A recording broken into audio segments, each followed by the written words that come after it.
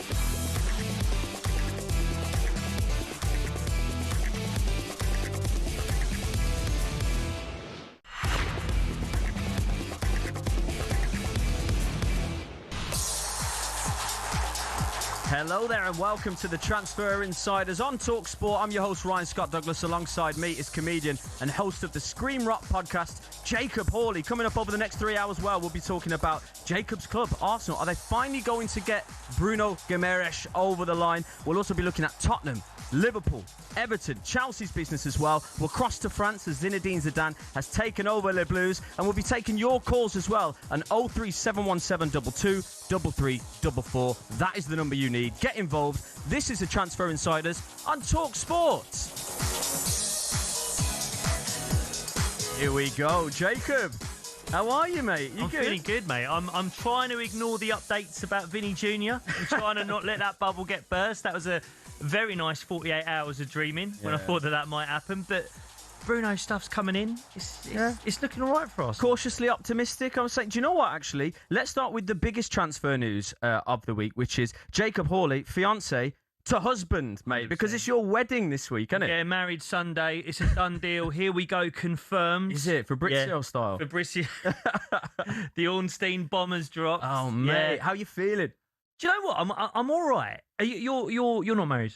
No, I've got a missus. I've got a 1-year-old. So I mean, I've done the other parts of the commitment. The marriage, we're not quite there yet. No. You're thinking about it. You're weighing up your options. Yeah, we're flirting. It's a bit like Bruno and Arsenal right now. You're monitoring the market. No concrete decision yet on the marriage. Yeah, okay, but there's definitely a bit of flirting there with it. Do you know what? It's a hard thing nowadays because it's hard not to think about the money. right? I'm going to be very honest with you. Beg your pardon? It's very hard not to think about the money. Okay, Yeah? yeah. And maybe it's because, look, we're on Transfer Insiders tonight, right? World Cup's over. We're fully into finance season in football, right? I'm an Arsenal fan. I'm a penny pincher, naturally. Right? I'm Wenger-brained, right? Yeah. He wanted to fund a stadium. I'm trying to buy a house in North London, mate. Yeah. Is it like we're all struggling, right? Yeah, I get you. And so it is just what you get, and anyone who's got married might be able to relate to this. Nearer and nearer the day, you start getting people being awkward, asking for difficult things, asking where they're sat. Oh, am I sat near this person? It's just I had a thing with his missus a few years ago, so I wouldn't want to be on a table. Is it possible to? Yeah. Oh, my missus is getting ready with your missus, and they're getting a cab together. Does that mean you're going to get me a cab? Yeah. And you just start doing this thing. If you start weighing up in your head whether your mates are worth being bought dinner. Yeah, no, I've got you. And more specifically, whether her mates are worth being bought dinner. And whether her cousin, who you've never met before, who lives in Ireland, whose husband you've never met, and you've had a quick look at his Twitter and you don't think you want to meet him, whether you want to buy him dinner. Yeah. And their kids. Do you know what I mean? Well, you sound excited about this wedding, mate. I have to say. No, look, I'm she's not listening. No, don't. One thing I will say about my missus, and I don't know whether I mean this as a compliment or as an insult, but she has never and will never listen to talkSPORT. But I don't blame her. But I am excited. I'm buzzing for it. It's one of them where, as soon as it starts happening and it's going well, it'll be fine, right? It's just these days leading up to it. Apprehensive, mate. That's all it is. Do you know what it feels like? It feels like Derby Day. Yeah. Right? I'm an Arsenal fan. North London Derby, for me, biggest game of the season. And this might be controversial. I genuinely didn't want Spurs to get relegated last year. No. Because when the fixtures come out, that's the first thing I put in my diary. Of course. Every season. North London Derby. I go home and away for the North London Derby. I love it. But here's the thing with the North London Derby. As an Arsenal fan, over the last couple of years, it should go well. Right. They're a worse team than us. Yeah. There's no reason it should go wrong. Of course not. But all you can think about, you don't think about the 3 points you're going to get if you win. You think about the ridicule if you lose. That's what the wedding day feels like.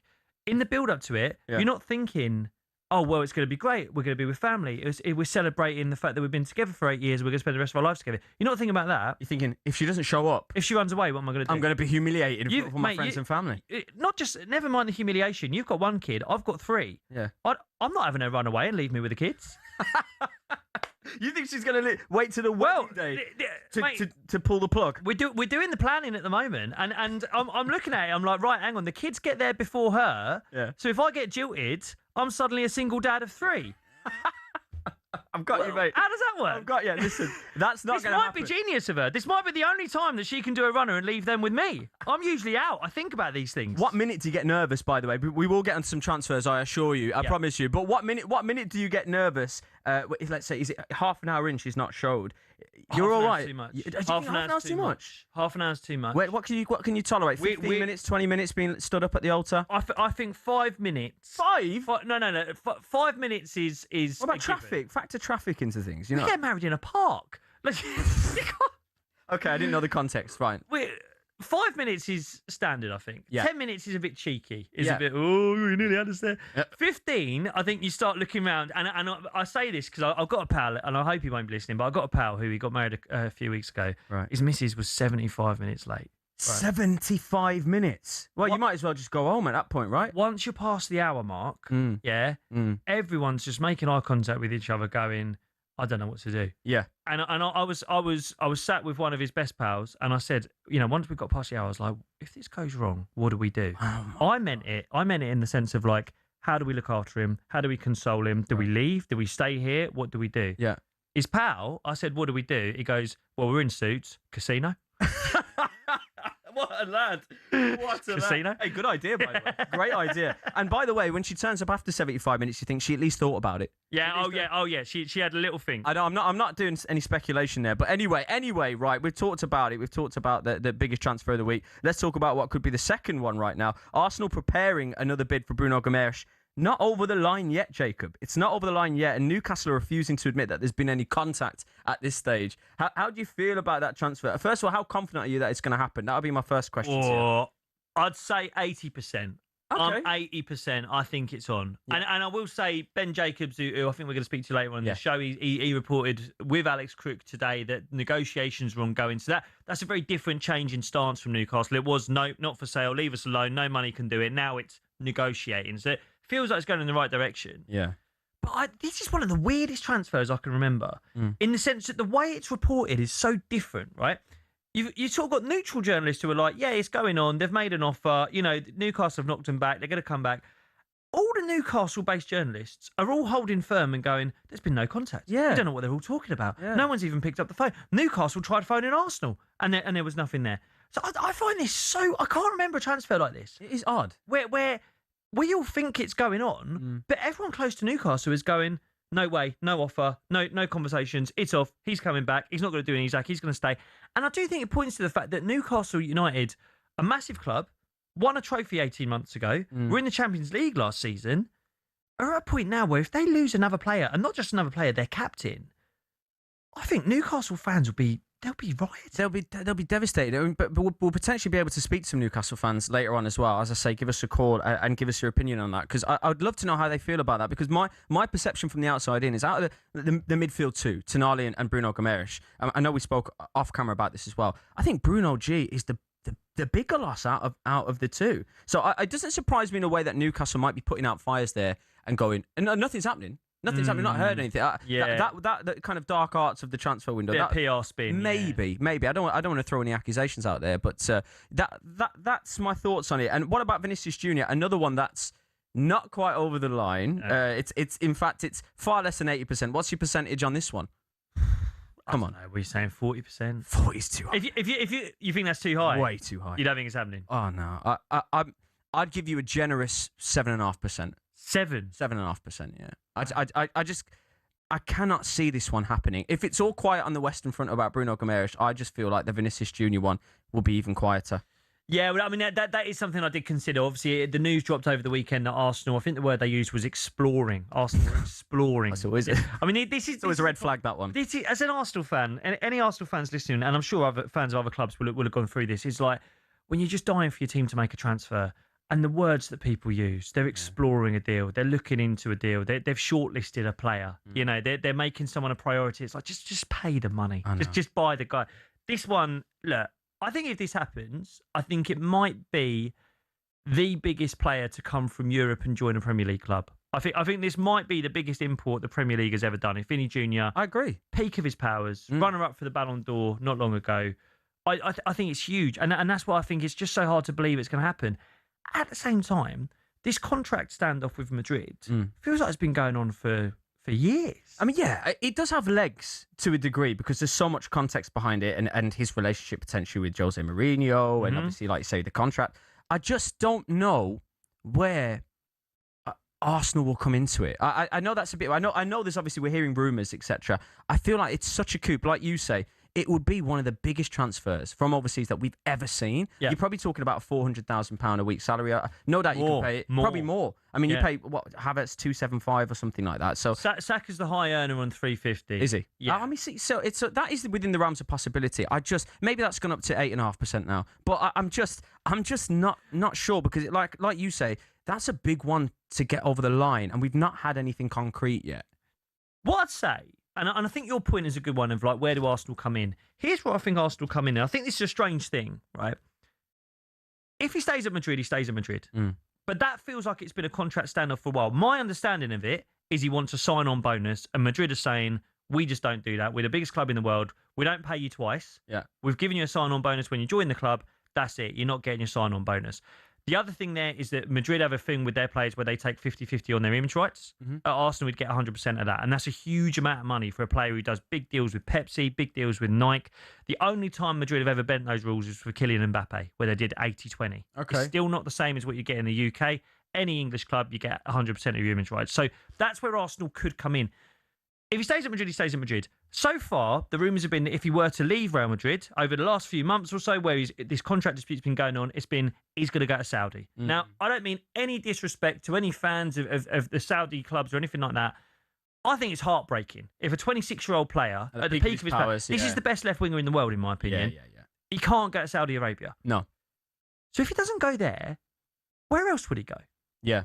Honestly, what would you tell me, Ryan? What other club would Vinicius Junior go to if not Arsenal? Well, I mean, obviously PSG comes to mind, but I'm saying being distracted. Al Nassr fans here, the switchboards are lighting up, mate. Honestly, it's going crazy over here. I take your point. I do take your point. And look, we're going to get into this a little bit more. This is the Transfer Insiders on talkSPORT with me, Ryan Scott Douglas, and Jacob Hawley. Coming up next, we're going to hear from Ben Jacobs. Of course we are.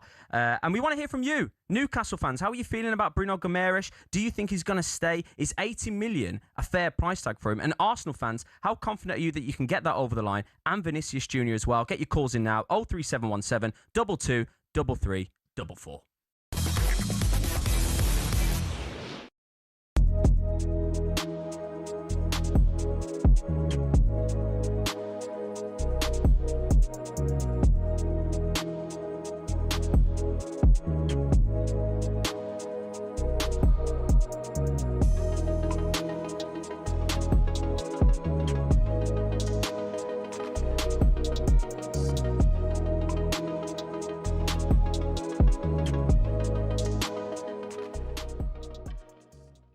Vinicius Junior, I'll read this from the Telegraph Sport, their sports pull-out this morning. Dom King writes, Arsenal prepared to offer Brazilian forward Vini Junior the biggest contract in the club's history as they plot to outline their soaring ambition. He currently commands a weekly salary, 400,000 euros a week at Madrid, but Arsenal would look to improve that to maximise their chances of pulling off an audacious coup. It kind of came out of nowhere, didn't it, boys, on Saturday afternoon. He's got a year left on his deal at Real Madrid. Arsenal exploring the possibility, Troy, of signing Vini Junior. Is it going to happen? And if it does happen, where does this rank in Premier League history in terms of biggest coups for the Premier League, not just Arsenal? If it did happen, it would be amazing for the Premier League to have a superstar on that level in terms of global appeal, blah, blah, blah, all that stuff.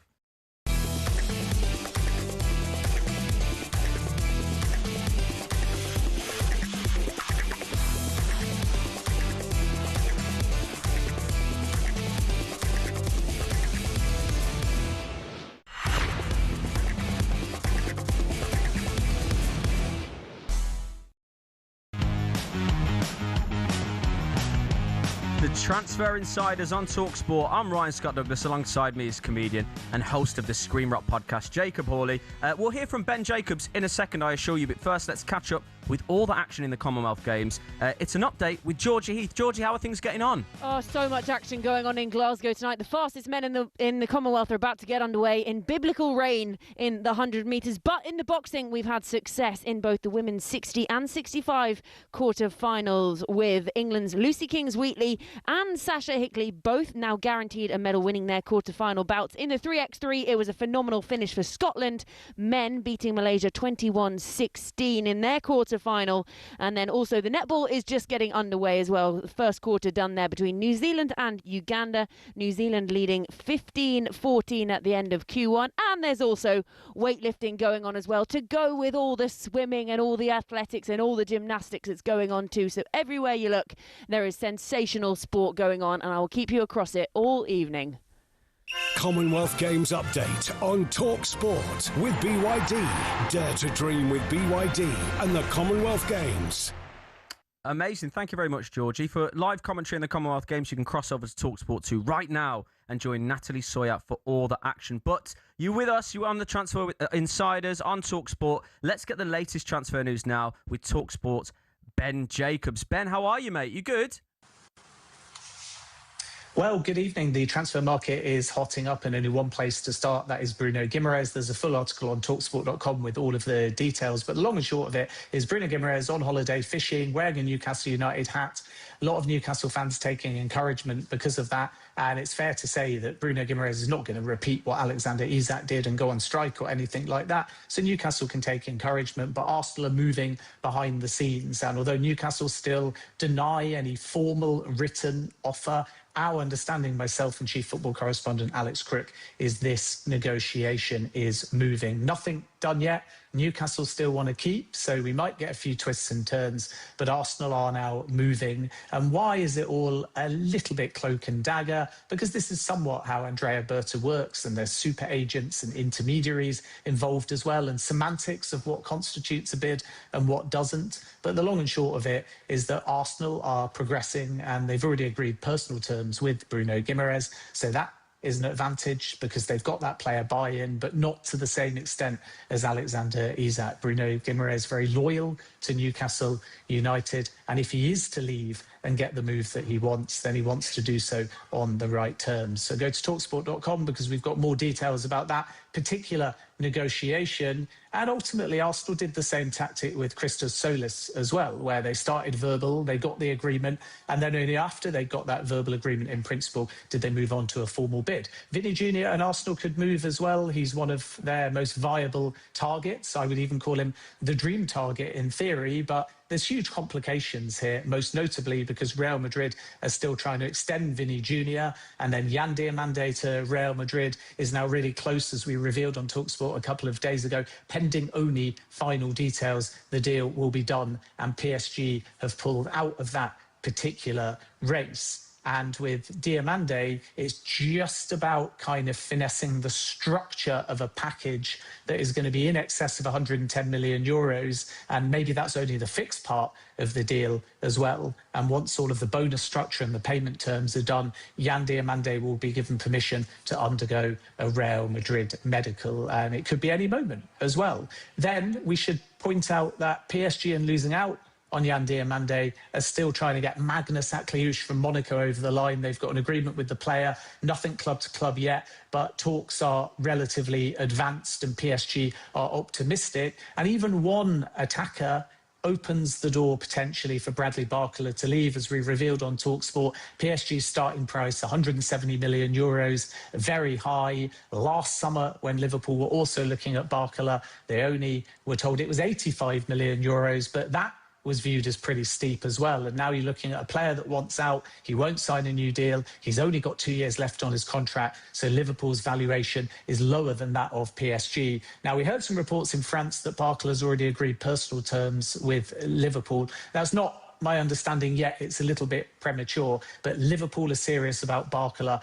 Barcola is serious about Liverpool, but the challenge in this negotiation is a club-to-club agreement with PSG. And then just finally on Chelsea, Danny Welbeck talks are ongoing. The players already agreed broad terms, and Jordan Henderson still want to watch for Chelsea as well. Now, in a really classy gesture, there's a gentleman's agreement between Brentford and Jordan Henderson saying he can leave on a free transfer if basically one of the big clubs, if one more huge opportunity materialises. Brentford, even though it's not a clause per se, will not unduly stand in Henderson's way. And that's why, even though he's got 1 year left on his contract, he can leave immediately. And Chelsea are one of several clubs exploring a deal, and I would call them one of the leading candidates. So that could develop in the coming hours or days as well. Stay tuned to talksport.com for all the latest breaking transfer news. But that's it from myself, Ben Jacobs. For now, always great to join you. Wow, what about the way he signed that off? How professional was that? Unbelievable from Ben Jacobs. Great to join us. So let's pick up on a few things. What I want you to do here, Jacob, is take your Arsenal hat off. Just for a second. I know, hey, come on. The puff of the cheeks. Come on, just for me, just for a second. Stick on the Newcastle one. What kind of fee would you deem worthy for a player of Bruno Guimaraes' calibre? Do you know what? I almost don't want to answer the question because I really want Arsenal to get this deal done, right? And there'll be a lot of people going, oh, he's nearly 29. Oh, God, it's a lot of money. Honestly, I don't see why they're not asking for more than they got for Tonali. Really? You're talking over 100 mil plus here. If Tonali's 100, I'll be honest, I don't really get why Bruno would be any less. I think he's a much better player. I think he's far more important to Newcastle. He's club captain. I'd be looking around. I'll be honest with you. I think he's a better player than Elliot Anderson. Oh, he's gone there. Okay. Put you've got your Man United hat on. You've got your red shirt on. Yeah, repping. If you were to have one in this market, you need midfielders at United. Oh, yeah. Who would you rather have? Elliot Anderson or Bruno Guimaraes? Guimaraes. Right. So I agree. We do this thing if we go, oh, yeah, well, he's 28, so he's got to be cheaper. Why? Yeah. There's no reason that Bruno wouldn't give you 4 good years. I don't see any reason why he wouldn't give you at least 4 good years, right? There's no guarantee that Tonali's going to give Spurs 4 good years. People say to themselves, yeah, but Spurs might sell Tonali on. I'll be honest, they won't, right? No one. Once you get one of these players come to like a top Premier League club, if Bruno comes to Arsenal, he's probably on 200 grand a week. Yeah. Once he's on 200 grand a week, there's maybe 4 or 5 clubs around Europe that could afford to give him that same wage. So you can't sell him anyway. Same as Tonali. Tonali will be on over 150 grand a week at Spurs.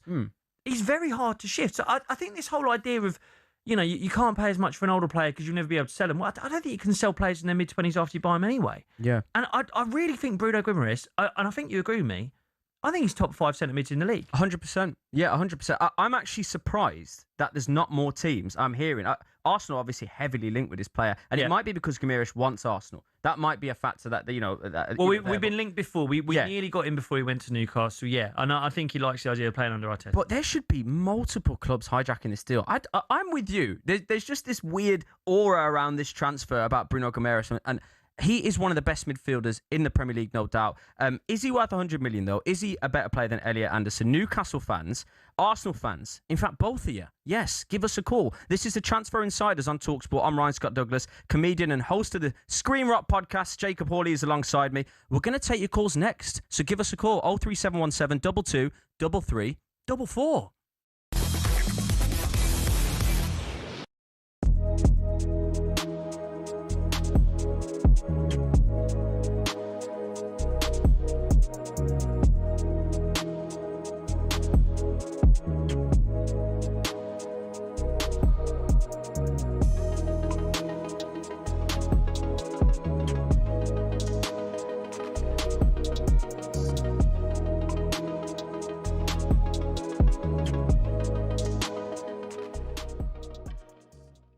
What do you make of that, Vinicius Junior? He doesn't like it. I think there's a lot of assumption in it. I saw the clip, and let's be honest, it's a section of a clip, right? So me and him had a back and forth, and it was actually a good chat actually on WhatsApp. And I said, listen, mate, I'm going on talkSPORT and I'm talking about this. And he goes, well, think about it, Joel. Like, Mikel has gotten rid of the likes of Aubameyang because of, the attitude issues. Why should he go back to that once, you've gone so far, you've won the league, you've done everything. Now you're going to bring in someone who could disturb the peace. And he's been so-so. That's what triggered me when he said he's been so-so for Madrid and Brazil. I said, hang on a minute, Troy.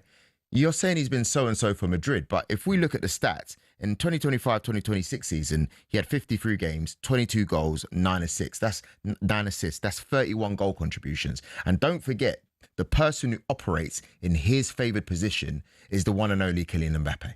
Now, it's very obvious that him and Kylian are on each other's toes. So it's not that he's so-so. They haven't been able to get the best out of Vinny for the last 2 years. Is it his fault? No. It's because they've got 2 players playing in similar positions. He then said he's so-so for Brazil. Well, Brazil are in a transition anyway. They haven't been the best in general. I think there's a lot of assumption there where he's not going to buy into it. We don't know if he's going to buy into it or not. I do understand that it does change hierarchy. They are going to have to start playing him the ball. But so what? We are a club that needs this kind of signing. This is our Ozil signing. This is it. We can't compete at the highest level and think we're going to compete against, the PSGs of this world, and we're not making these big signings.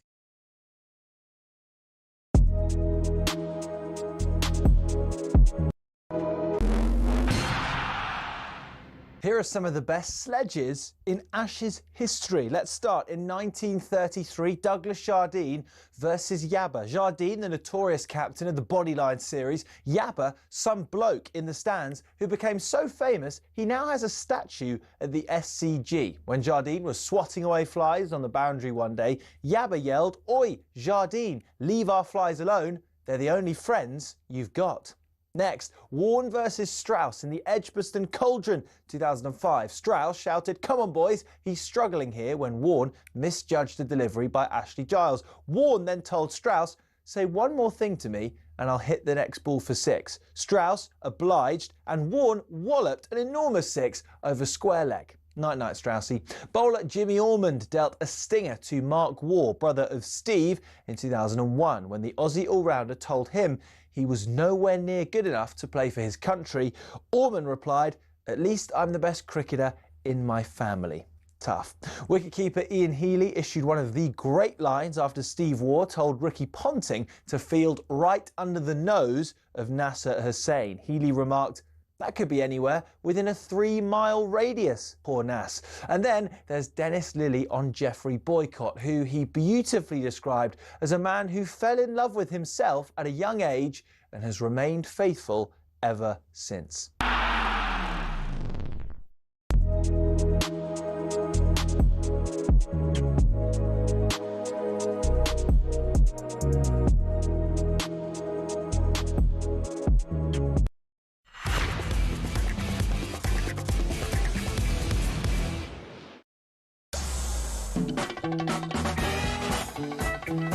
Oh, nice and snazzy, this music. They've jazzed it up for us. Usually it's high energy. Svelte.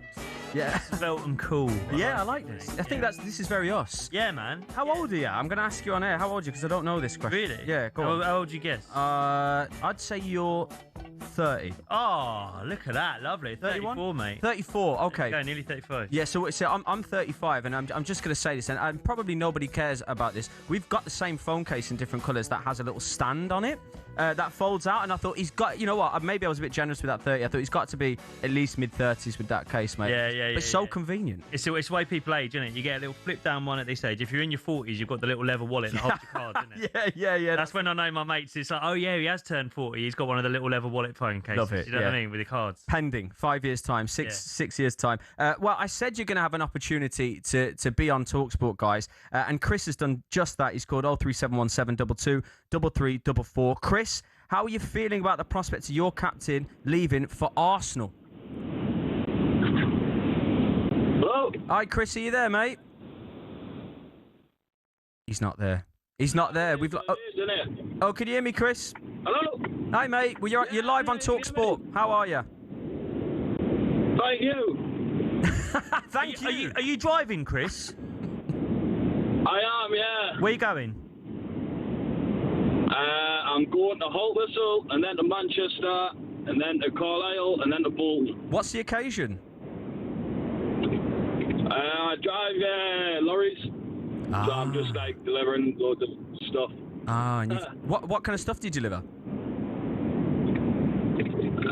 Well, I'm delivering plastic bottles down to Manchester, and then I've got to go up to Carlisle for some wine for Aldi. There you go. How about that? Not too shabby. How do you feel about your captain leaving potentially for Arsenal, Chris? Personally, I don't think he's going to leave. You don't think it's going to happen? Just loads of... Oh, nah. Because I think Arsenal they're going to be wanting to pay like 75 million. And then as soon as they put that bid in, it's just going to get rejected. And then they'll be like, oh, your line's going a bit funky there, Chris. We'll come back to you. He doesn't think it's going to happen, Jacob. He doesn't think it's going to. He thinks it's a non-starter. Do you know what? I would have subscribed to that view. I think as soon as Morgan Rogers went to Chelsea, and that was Arsenal's top target, so we were told. I think as soon as that happened, I think people inside Arsenal would have gone, we've got to get this Bruno deal done. Yeah. We can't get done again. We can't get led down a garden path again and then walk away without a player. Especially, and I think this is something that's not being spoken about enough, Arteta's yet to sign that contract. That contract's been on the table for a while now, and he's not signing. And I think fair play to him. Yeah. Say to them, get me my Julian Alvarez, get me my Vinicius, get me my Bruno, and then you get your contract signed. So I think they do need to hurry up, but I still think it gets done. Chris, we've got you back, have we? You're on the road. We lost you for a little bit, but you're back now. Sorry, pick up where you left off there. So you don't think it's going to happen? You just think this is a bit of a non-starter, and you're confident he'll be a Newcastle player next season? Yeah, 100%. I think Arsenal are going to go in for 75 million, and then that's going to get turned over. And then they'll be like, is he really going to be worth more than that? They'll probably then go on his age and stuff like that. But one of you said before about Elliot Anderson, about him being obviously how much he went to City for. Personally, I agree with what you said. He's probably worth either the same or about 10, 15 million more. So do you think Bruno Guimaraes should be demanded? Because it was Jacob who made that comparison, and he said that a player of Bruno Guimaraes' calibre should demand a £100 million plus fee. Basically the same as Tonali. In fact, did you rate Bruno Guimaraes higher than Tonali? What's your stance on the two players? Who would you be more gutted to have seen leave? Bruno, 100%. Really? He's a better player, isn't he, Chris? He's a captain as well. He's gone. He's gone. And he was so interested. Well, let's get Mick, the Newcastle fan's opinion. Mick, how are you, mate? Are you of the same opinion? You'd have been more gutted about Bruno Guimaraes, and he's a £100 million player. Absolutely. Tonali, I think once his missus went down south to have the Ben and that, it was always on the cards, I think. He was a bit slow last season, so I wasn't too worried about Tonali. I think he's a player that we could easily, get someone else in. But Bruno is idolised. He's not going to get that at Arsenal, is he? Let's be fair. Why not? Well, you got Declan Rice, you got everybody else. Where's he going to play? He played next to Declan Rice. I think he'll sit next to Declan Rice, and I think for me, Mick, that in my opinion is the best midfield partnership in the world. Those two together. You're making it sound like he's already gone. You're a typical Arsenal fan, aren't you? You don't think it's going to happen, Mick? You don't believe it's happening, Mick? No, absolutely not. You all need to give your head a shake, honestly.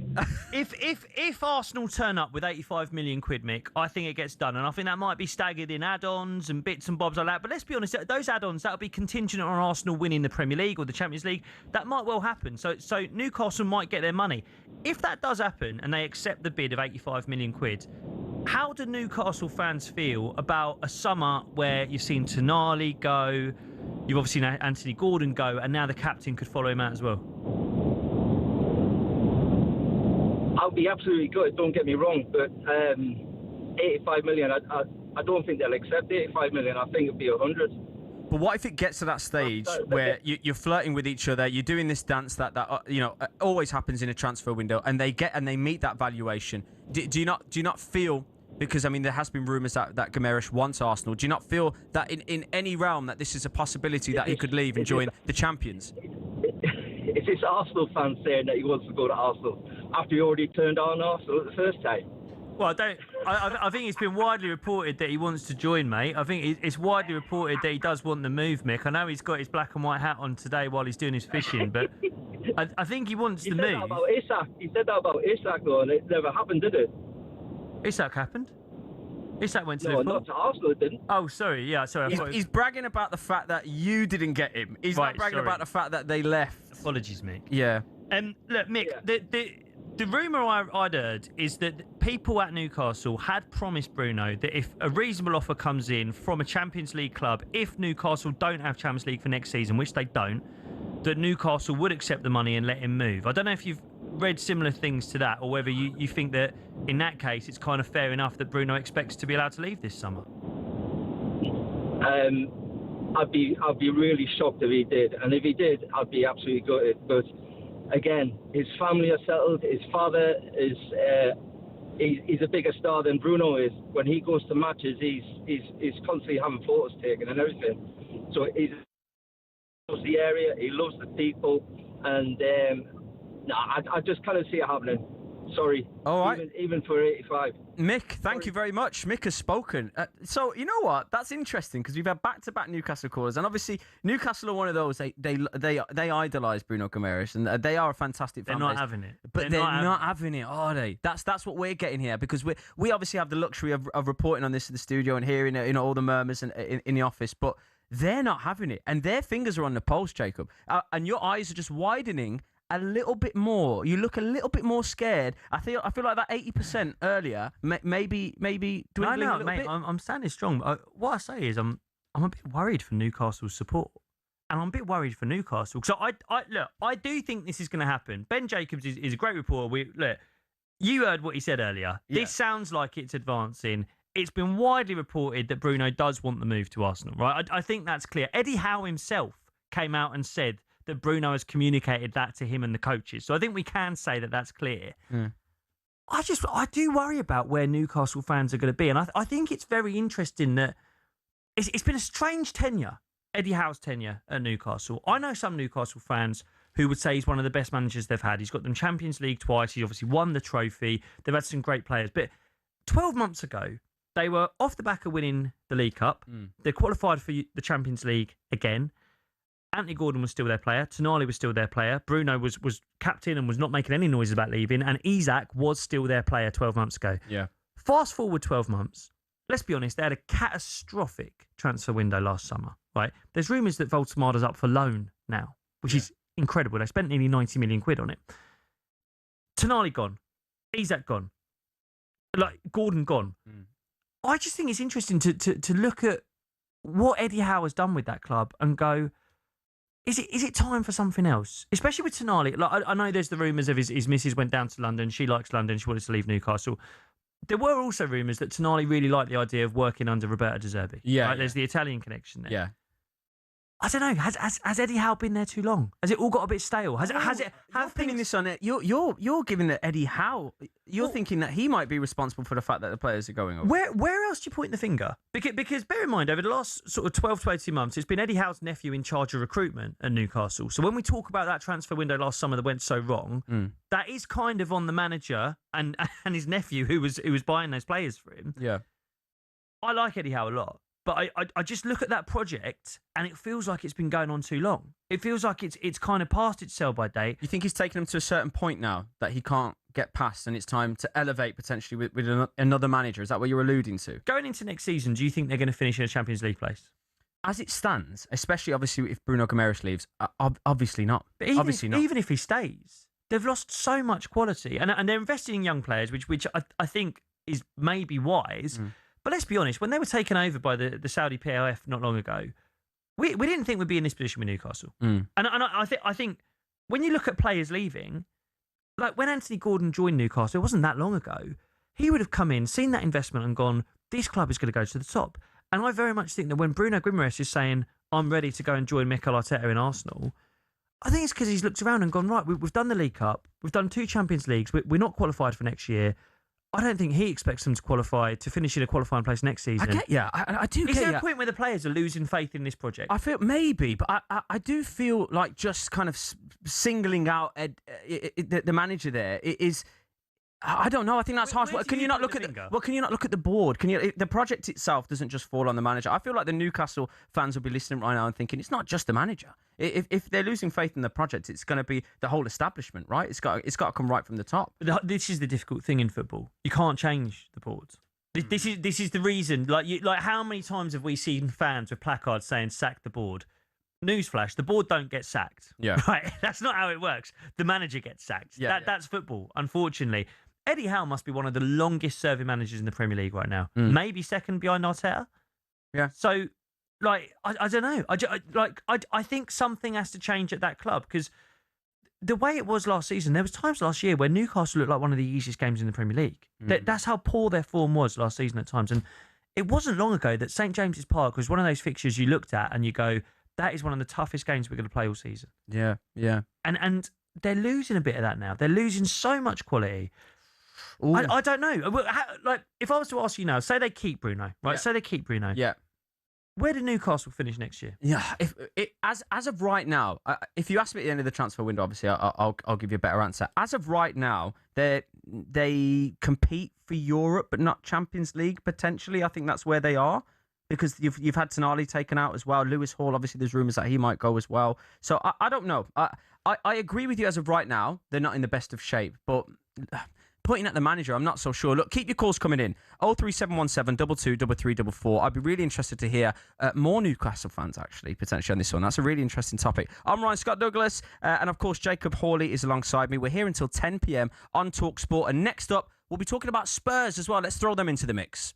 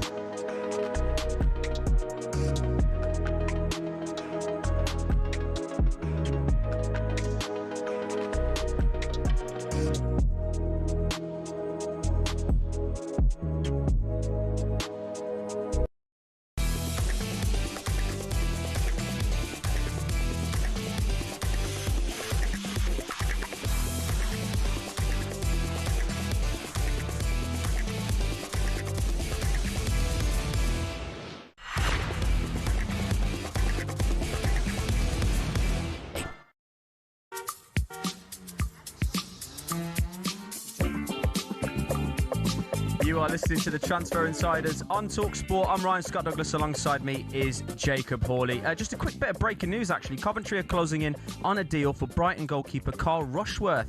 talkSPORT understands Rushworth spent last season on loan at Coventry and helped them to promotion in the Premier League. Quick one then, Jacob. What do you think Coventry's chances? I get a line at you on this one. Do you fancy them staying up? Frank Lampard? Yeah, I think the project, I do. the dream? Yeah? I think I do. I thought they were so impressive last year in the Championship, and like. Lampard's one of those managers. I really want it to work with Lampard. Do you know what I mean? I even though he was a Chelsea player, I really liked him as a player, and I've always wanted him to do well as a manager. Obviously, he's had a few cracks at the Premier League before, not gone great, but it feels like it's really working for him with Coventry. So yeah, I think they will stay. I just look at the table and I think there's probably worse teams in the league than Coventry, and maybe just about enough of them. Yeah, and on the back of the last season, we saw the three that go up don't just have to go straight down, so we can actually think about that and get behind that. So look, I agree. Look, I promised you that we would talk Spurs, and that's exactly what we're going to do now. We've got friend of the show, one of talkSPORT's favourites here, Sonny Snelling. He's a co-host of talkSPORT Inside Spurs. How are you, Sonny, mate? You all good? Hi, Sonny. Yeah, I'm really good. Tottenham are having a great summer so far. Lots to still do, but yeah, how are you both? Yeah, really good, mate. Really good. I don't want to speak on behalf of Jacob, but you are getting married this week, so yeah, I'm excited, Sonny. Where are you at the moment? Are you abroad? No, I'm in Woking in Surrey. The polo's deceived you. The polo's deceived you, hasn't it? It's my ring light as well. Yeah, you're looking jet too, Sonny. You're looking great. Sonny, you're getting married. You're getting married soon as well, aren't you? Yes, in November, and that's the reason I'm so happy that Tottenham didn't get relegated, because I feel like all the speeches have had to be rewritten, because obviously there's a lot of West Ham guests going to be there as well, so you know maybe my speech needs a bit of tweaking as well. I'm sure it will, mate. I'm sure it will. Let's get into your beloved Spurs then. How does De Zerbi plan to set up? Do you expect? I mean, like you say, you've had a good summer so far. Do you expect there to be any more business for you guys? Yeah, I mean, when it comes to setup, I mean, Tottenham this pre-season, we've only played 2 games against Milton Keynes Dons and Auckland FC. We've got Sydney FC tomorrow as well. But De Zerbi's starting to play more of that style of football that we've known and loved that he did at Marseille and Brighton, really getting the goalkeeper. You know, a lot of older fans are going to have their heart in their mouths when they watch what Kinsey's going to be doing this season, having those centre-backs really deep, really spreading the play. When it comes to what we've done so far, I am very happy. I think the signings of Tonali is a statement signing. I know there was a few Newcastle fans on just before I've come on sort of saying we can replace him. Well, I mean, Paul Scholes was calling him one of the best in the Premier League a couple of months ago. You know, Fernandes, apparently there's talk in Spurs that they're so, impressed with how he's settled in. Robertson, Senesi, Van Hecke, even Dubravka. He looked good in a friendly the other day. There's still a lot to do when it comes to the attacking side of Spurs. When I look at Richarlison still lining up for us, Solanke, and obviously a lot of injured players, Kudus, Kulusevski, Xavi Simons, yet to come back. That's where I think Tottenham are lacking some serious firepower. Are you surprised as a Spurs fan at the big bucks that you've been kind of just forking out? Because I wouldn't necessarily, link you guys with those marquee signings. But I mean, like you've spent over 100 million, and you're just kind of plucking these players out. Are you as a Spurs fan pleasantly surprised that this is happening, or did you see this coming when you knew you were staying up? I mean, our CEO who replaced Daniel Levy, Peter Charrington, did a couple of statements, so did Vinay Venkateshan, saying actions will speak louder than words. And a lot of Spurs fans were like, right, we've been here all before, we've heard this, don't try and pull the wool over our eyes. But they have actually acted this summer. We do spend a lot of money, I will say that. Like over the years, we have spent a lot of money, but we spend it in the wrong areas. Like how many times have we not coughed up the extra 10 million for a Jack Grealish, or, going down the years, there's been so many players we've missed out on. This year we're doing that, but we're also paying on wages, something that we were, when it comes to the big six and people say, why are Spurs in the big six? Well, the reason people question that is because we don't really act like a big six club. But this year... You don't finish big six either, Sonny. That's the other one as well. Only the last couple of years. That's Thomas Frank's fault. I mean, I'm watching all these Jay-Z tickets getting sold in the summer, Sonny, and I'm gutted, mate, because I'm thinking that's going to fund a forward. In terms of forwards, Krupi's linked. Are there any other names you're looking at, and how likely do you think that Krupi move could be? The thing with Krupi is, obviously, he looks like he's set to be a great talent, but we're competing with the likes of Barcelona for his signature. And, I mean, it's a bit of a no-brainer still. Like, you just would sign for Barcelona over us. I still think it's one of those ones where this Savinho transfer just will not go away. I mean, there was some tweets earlier saying that he's keen to leave City and wants to join Tottenham. Yeah, he said that a year ago. Like, this isn't new news. I'm getting sick with the Savinho links. I'm actually a bit bored of it, which sounds really rude after what we've done so far this summer. But I still think, and I said this earlier on talkSPORT's The Social and talkSPORT 2, it's all well and good signing Savinho. I think that would be a good deal. But in his first season at Manchester City, he got 11 assists, which is really impressive. But who was on the end of most of those assists? Erling Haaland. Are you saying you'd have got some assists in that squad? Is that what you're alluding to there? I'm not saying that. I'm saying that Spurs need a stellar striker to go with this player, because at the end of the day, I can't see Richarlison or Solanke, one, being consistent enough with their injuries to really, get the goals that we need to move up the table away from 17th and, become a top 6 side once again. So, but the problem is, like, Krupi, like, the striker market is quite limited, even though a lot of the big teams did sign strikers last year. I've seen a couple, even would Tottenham try and persuade Villa to get rid of an Ollie Watkins? Do you go to Europe? But the problem is Tottenham sort of thing this year has been going into the Premier League, and I don't think there's many other Premier League sides who are going to sell their strikers to Spurs this year. So, Sonny, there's a natural bias there. Obviously, you love your club, but I want to ask you this question, right? Because just picking up on something De Zerbi's said and alluded to with potential sales of Bergvall, for example, that he only wants players that want to play for Spurs.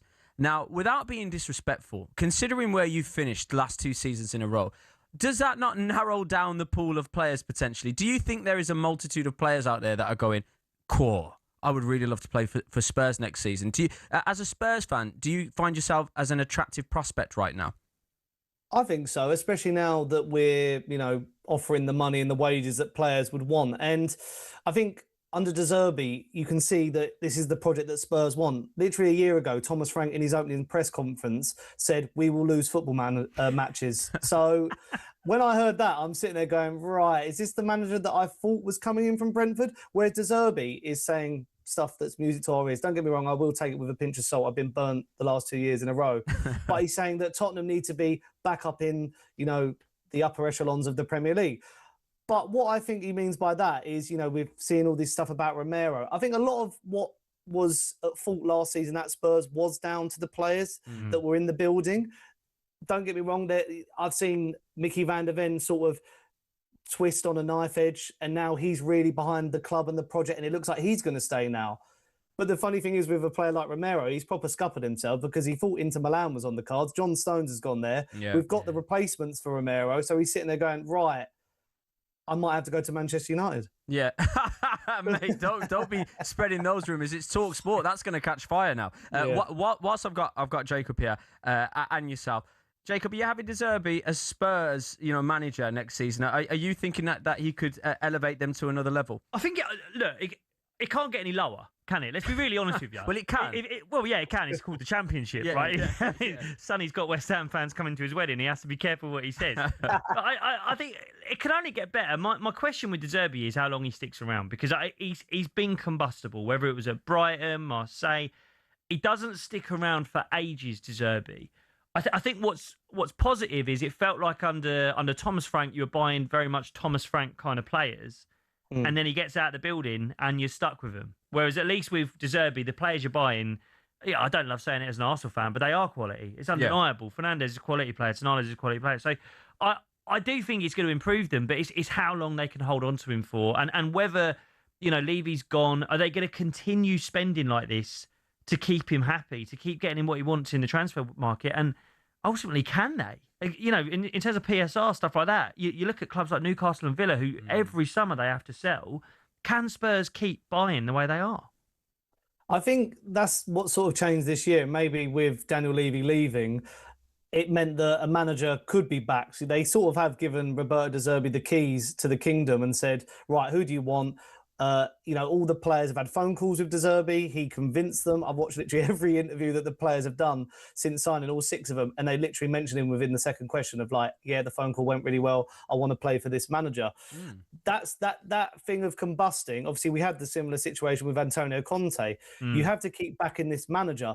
The problem was Daniel Levy didn't want to back Conte. He was like, right, we've got the tools. You've got Harry Kane. You've got a Son. You've got all these players. Win with them now. Whereas this team needs to be built from the ground up. And even at the start of this summer, even if we do sign another 2 players and it takes the tally up to 8, this is still not a complete squad to compete. You know, at the moment, we've got no European football. If we have aspirations to get back into Europe, whatever format that is, we will need a big squad. We need to improve our injury crisis and get out of that, because that's just been a rut that's cursed us for about 3 or 4 years, and just build a squad that is willing to try and get back into Europe, into the Champions League, ideally. And then through that, you get the funding and the circle continues. Obviously, a lot of Villa fans, a lot of Newcastle fans are annoyed because they can't spend.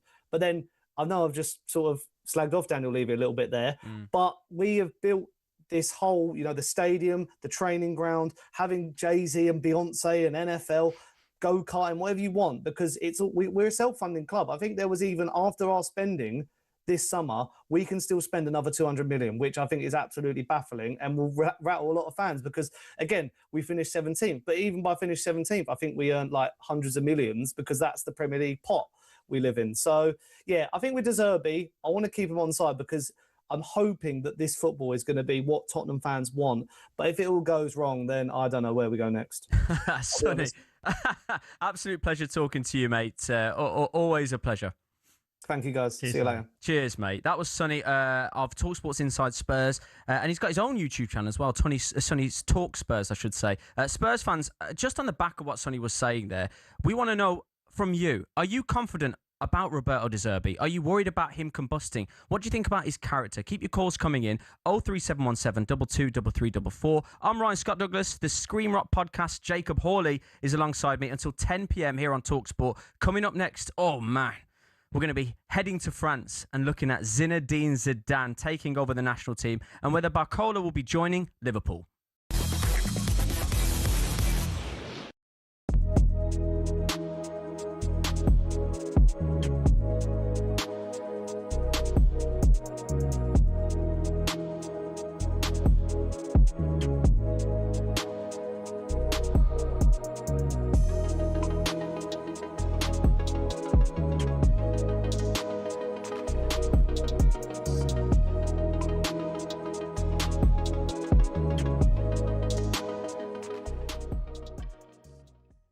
Your neutral hat on, right? Remove the fact that I'm Liverpool and you're Chelsea. Just to have one of the best players in the world come to the Premier League, when we're so used to losing the best players in the world to La Liga, is massive for the Premier League.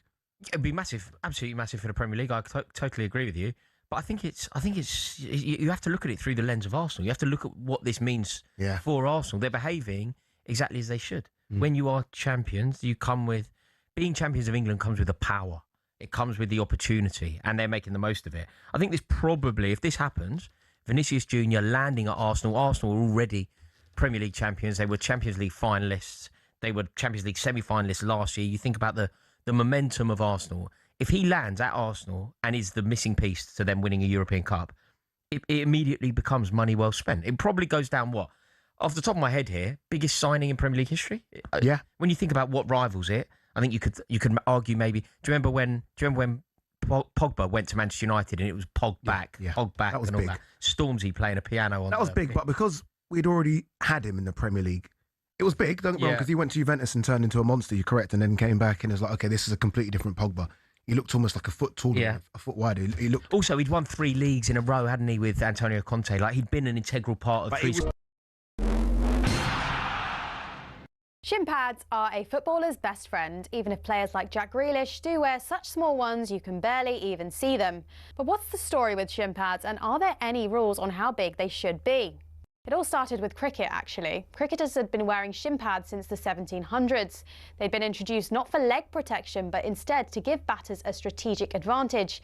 The idea was that batters could put their leg pads in front of the wicket if they missed the ball, preventing them from being bowled out. Obviously, that all changed when the LBW rule came in, but that was the theory behind them.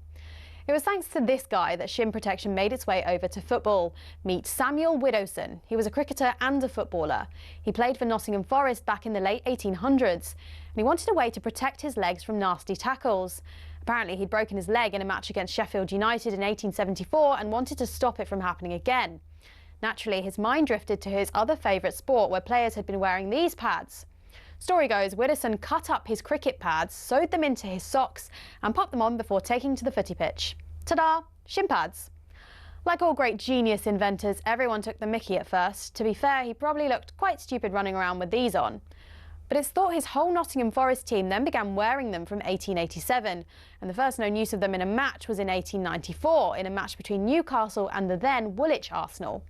Eventually, FIFA clocked on that this protection was pretty important for footballers. Multiple studies have shown wearing shin pads clearly reduces the risk of players getting lower leg injuries. And so, in 1990, basically 100 years after Widdowson first put them on, shin pads were made compulsory. It became a part of Law 4 of IFAB. That's the body responsible for setting the laws of the game internationally. But the law doesn't actually specify anything about measurements of shin pads. It just says pads must be made of a suitable material and be of an appropriate size to provide reasonable protection. It's really vague and players can get away with a lot. A lot of grassroots clubs are choosing to ban micro shin pads for obvious reasons though, especially after a 15-year-old player from Penistone Church broke his leg while wearing them. Still no change from IFAB though. That's why Grealish and co can still get away with these ones, which are no bigger than a credit card and which seem to offer little to no protection whatsoever.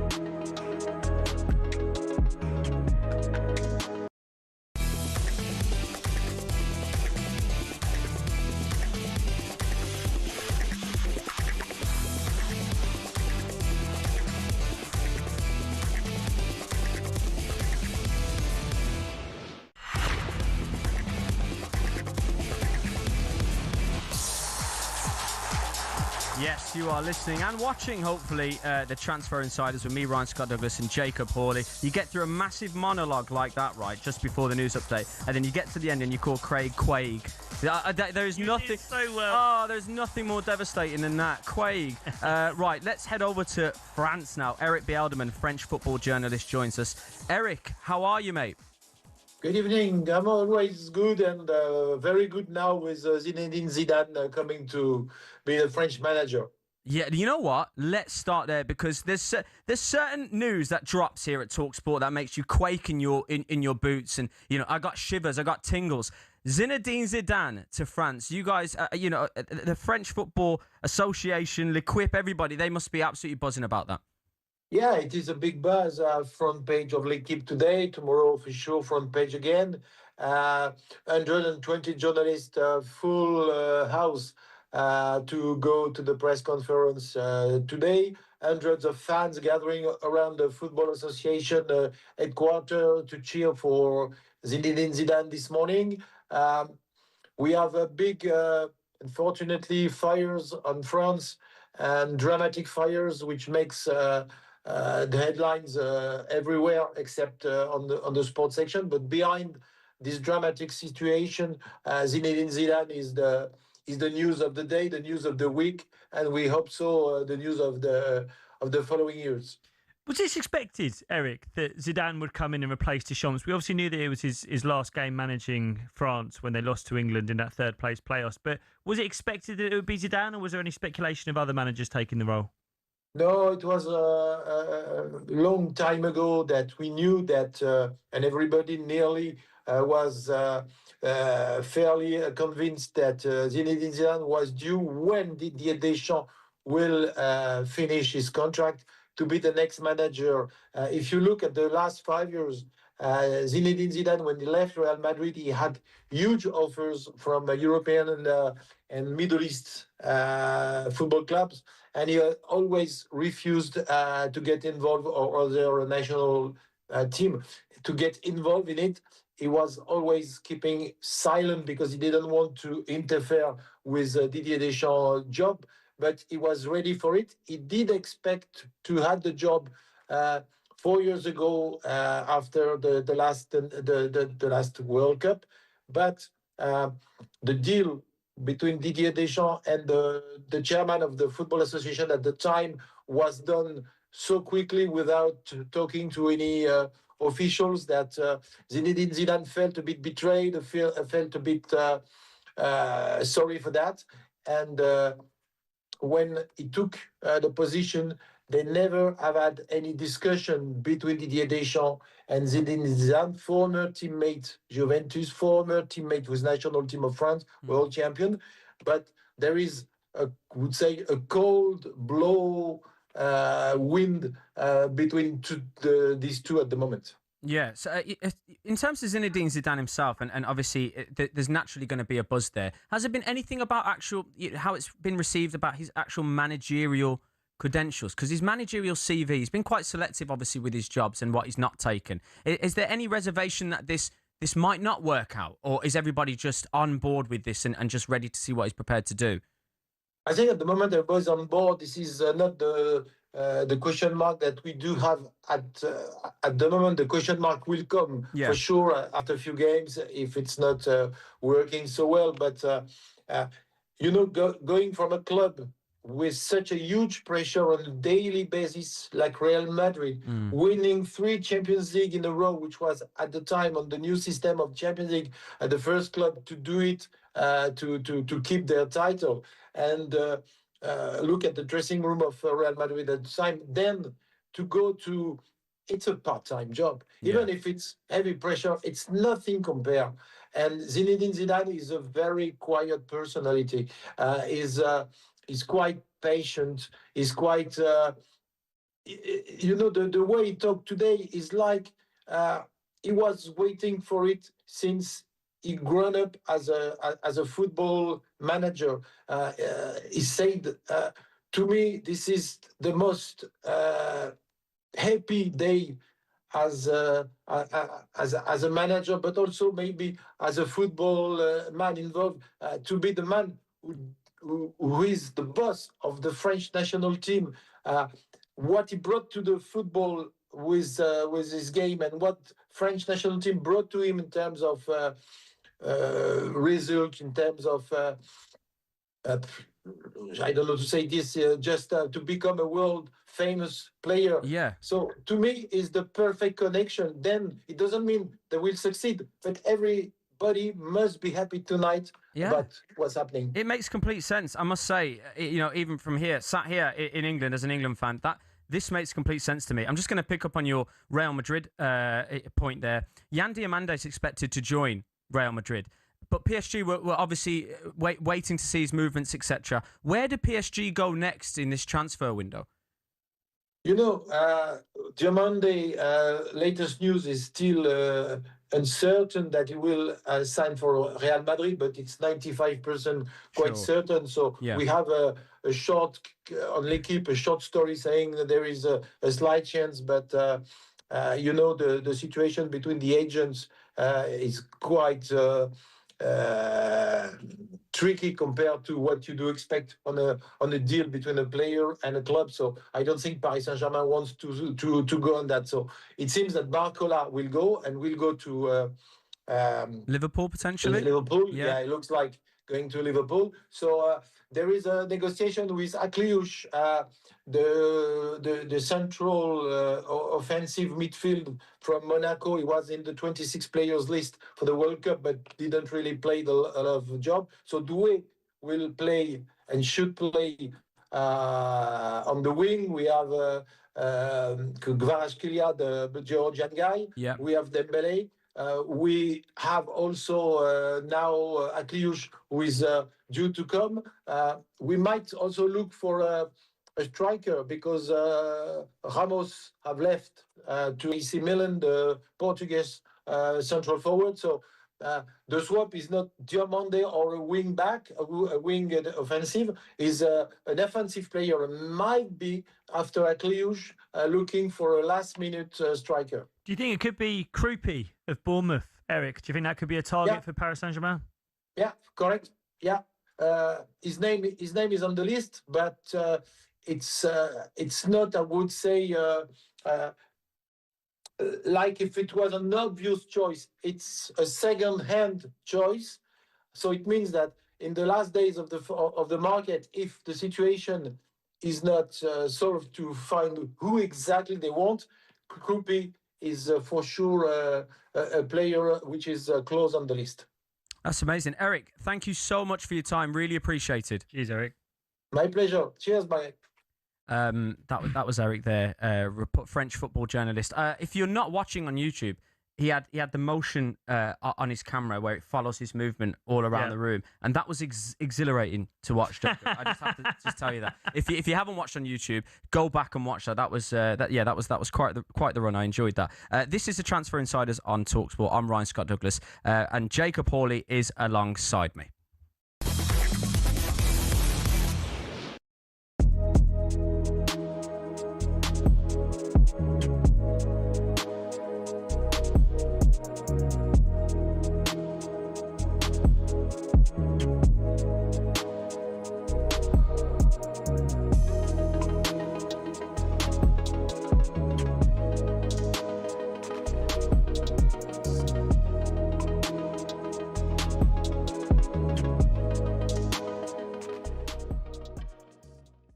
It's boxing. I said it in the interview the other day. It's heavyweight boxing. He got caught by a fighter who's had 20 knockouts. Yes, albeit Prenga wasn't a hugely recognised name prior to that, but you don't get 20 knockouts, without being able to punch. And that's boxing. And the reality is, as AJ showed, it's getting back up from that and building your way back into the fight and finishing it the way he did. Did I expect that in the first round? No. But he showed his heart, his determination, and everything that's got him to this point in the sport. Are you into boxing conspiracies? No, I mean, is Simon Jordan under the desk somewhere? He's on holiday this week, mate. But I've got his tweet here. Well, yeah, you've got Simon Jordan. You got the other guy. Oh yeah, but Paulie Malignaggi was on a little earlier on as well. He said a very similar thing. So basically, Simon wrote on X, and I'm sure people have seen this, that he wasn't having the fight and that something was not quite right, as it was designed to rinse the maximum amount of money. Do you agree? I mean, did he confirm any more? Has he spoken about it verbally? I've not personally spoken to him, mate. I don't like to put words in people's mouths off the back of social media. No, I've not spoken to him about it, mate. I'm just going off what he's written on social media. From what he's written, what he's suggesting is that the fight was in some way, I guess what he's trying to say is fixed. Yeah. So you think AJ got knocked down twice to then get back up and finish it like that? I mean, I was actually getting on with Simon.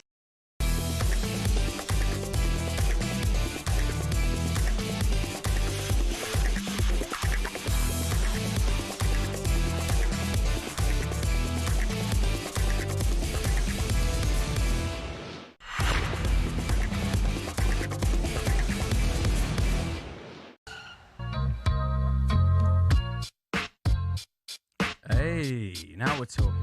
Yeah, smooth again. They're picking up on our vibe, aren't they? And they're adjusting in there. I'm enjoying that. This is the Transfer Insiders on talkSPORT. I'm Ryan Scott Douglas.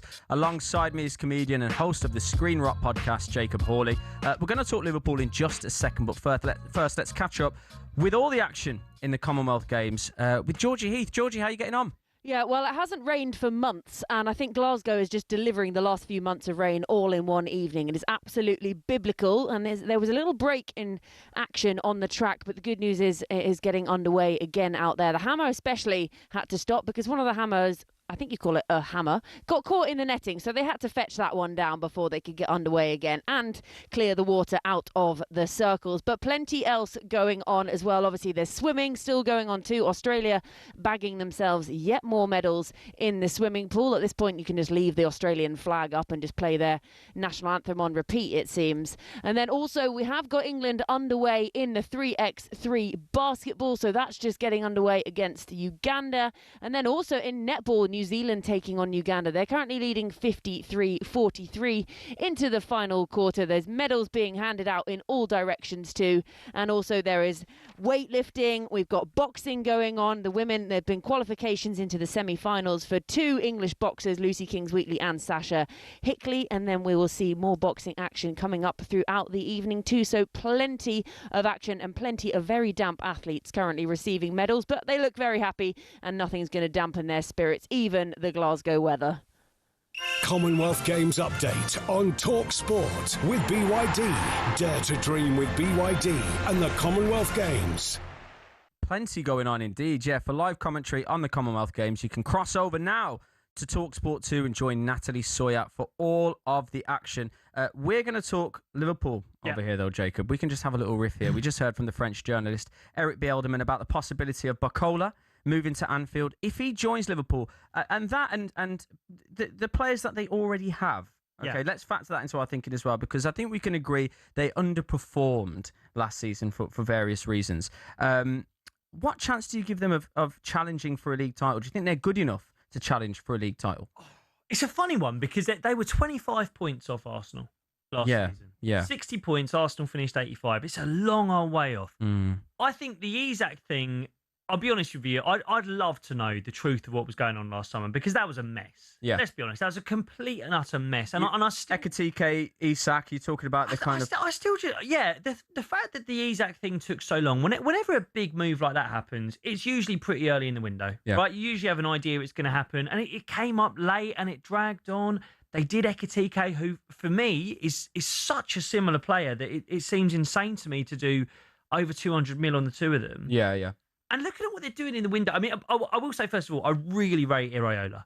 And I think out of those 3 clubs in Manchester City, Chelsea and Liverpool, I think I'd maybe back Iraola the most to hit the ground running with Liverpool. Really? I honestly think last season, if it wasn't going to be Mikel Arteta who got manager of the season, I think you had to give it to Iraola and what he did with Bournemouth. I mean, the winning run they went on, the unbeaten run at the end of the season, I think it stretched back to January or February. It's incredible. It's kind of gone under the radar, that Iraola. No one's really... I mean, that's not headline news anymore. It's, no. You know, as I say, Michael Carrick's the second longest serving manager in the top 6, which is absolutely bonkers. Yeah. But yeah, you think that having him potentially gives them more of an edge than a Maresca at City or an Alonso at Chelsea? I think Xabi Alonso's got a lot of work to do at Chelsea. I think that it's a complete rebuild. You know, they were 10th for a reason last year. They were bad. Yeah. Right. Then I think with Enzo Maresca, I just think it's such big shoes to fill, coming in and replacing Pep Guardiola. And if they're to lose Rodri, I mean, he's had surgery on his back anyway. If they're to lose him in this window, I think the difference between a Manchester City who have Pep and Rodri and then a Manchester City who have anyone else managing them and in their midfield, I think is massive. Whereas I think, as you said, Liverpool underperformed last year. And obviously there was a leg break for Isak, who should be their best player, right? Yeah. He's back. He played in the World Cup for Sweden. He's fit. I think Iraola is a really smart appointment as a manager. My only query, and I'd love to hear from Liverpool fans on this, Bradley Barcola, really exciting player. And I think now you look at the forward market across Europe, there's not much out there. And if you're going to stick your chips behind anyone, I think Barcola's smart. It's another right-footed player who wants to drift to the left-hand side of the pitch. Yeah. Right? Gakpo, Isak, Ekitike, then Barcola. For me, there's just a gaping hole on the other side of the pitch. Who wants to stand there? Yeah. Who wants to stand on that right wing? And I'm not saying replace Mo Salah. He's the best player in their history, but at least just have a left foot. You want quality on that side. You don't need to replace him, but you need quality on that side. Just an option. Yeah. Just someone who wants to play on the right wing. I mean, who is it? Frimpong? Yeah. Is that their right winger now? Like what?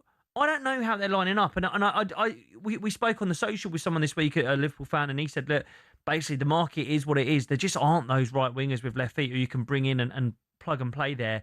Barcola, really good player. You bring him in. It feels as though there's still a bit of gap in valuation between Liverpool and PSG on that player. Yeah.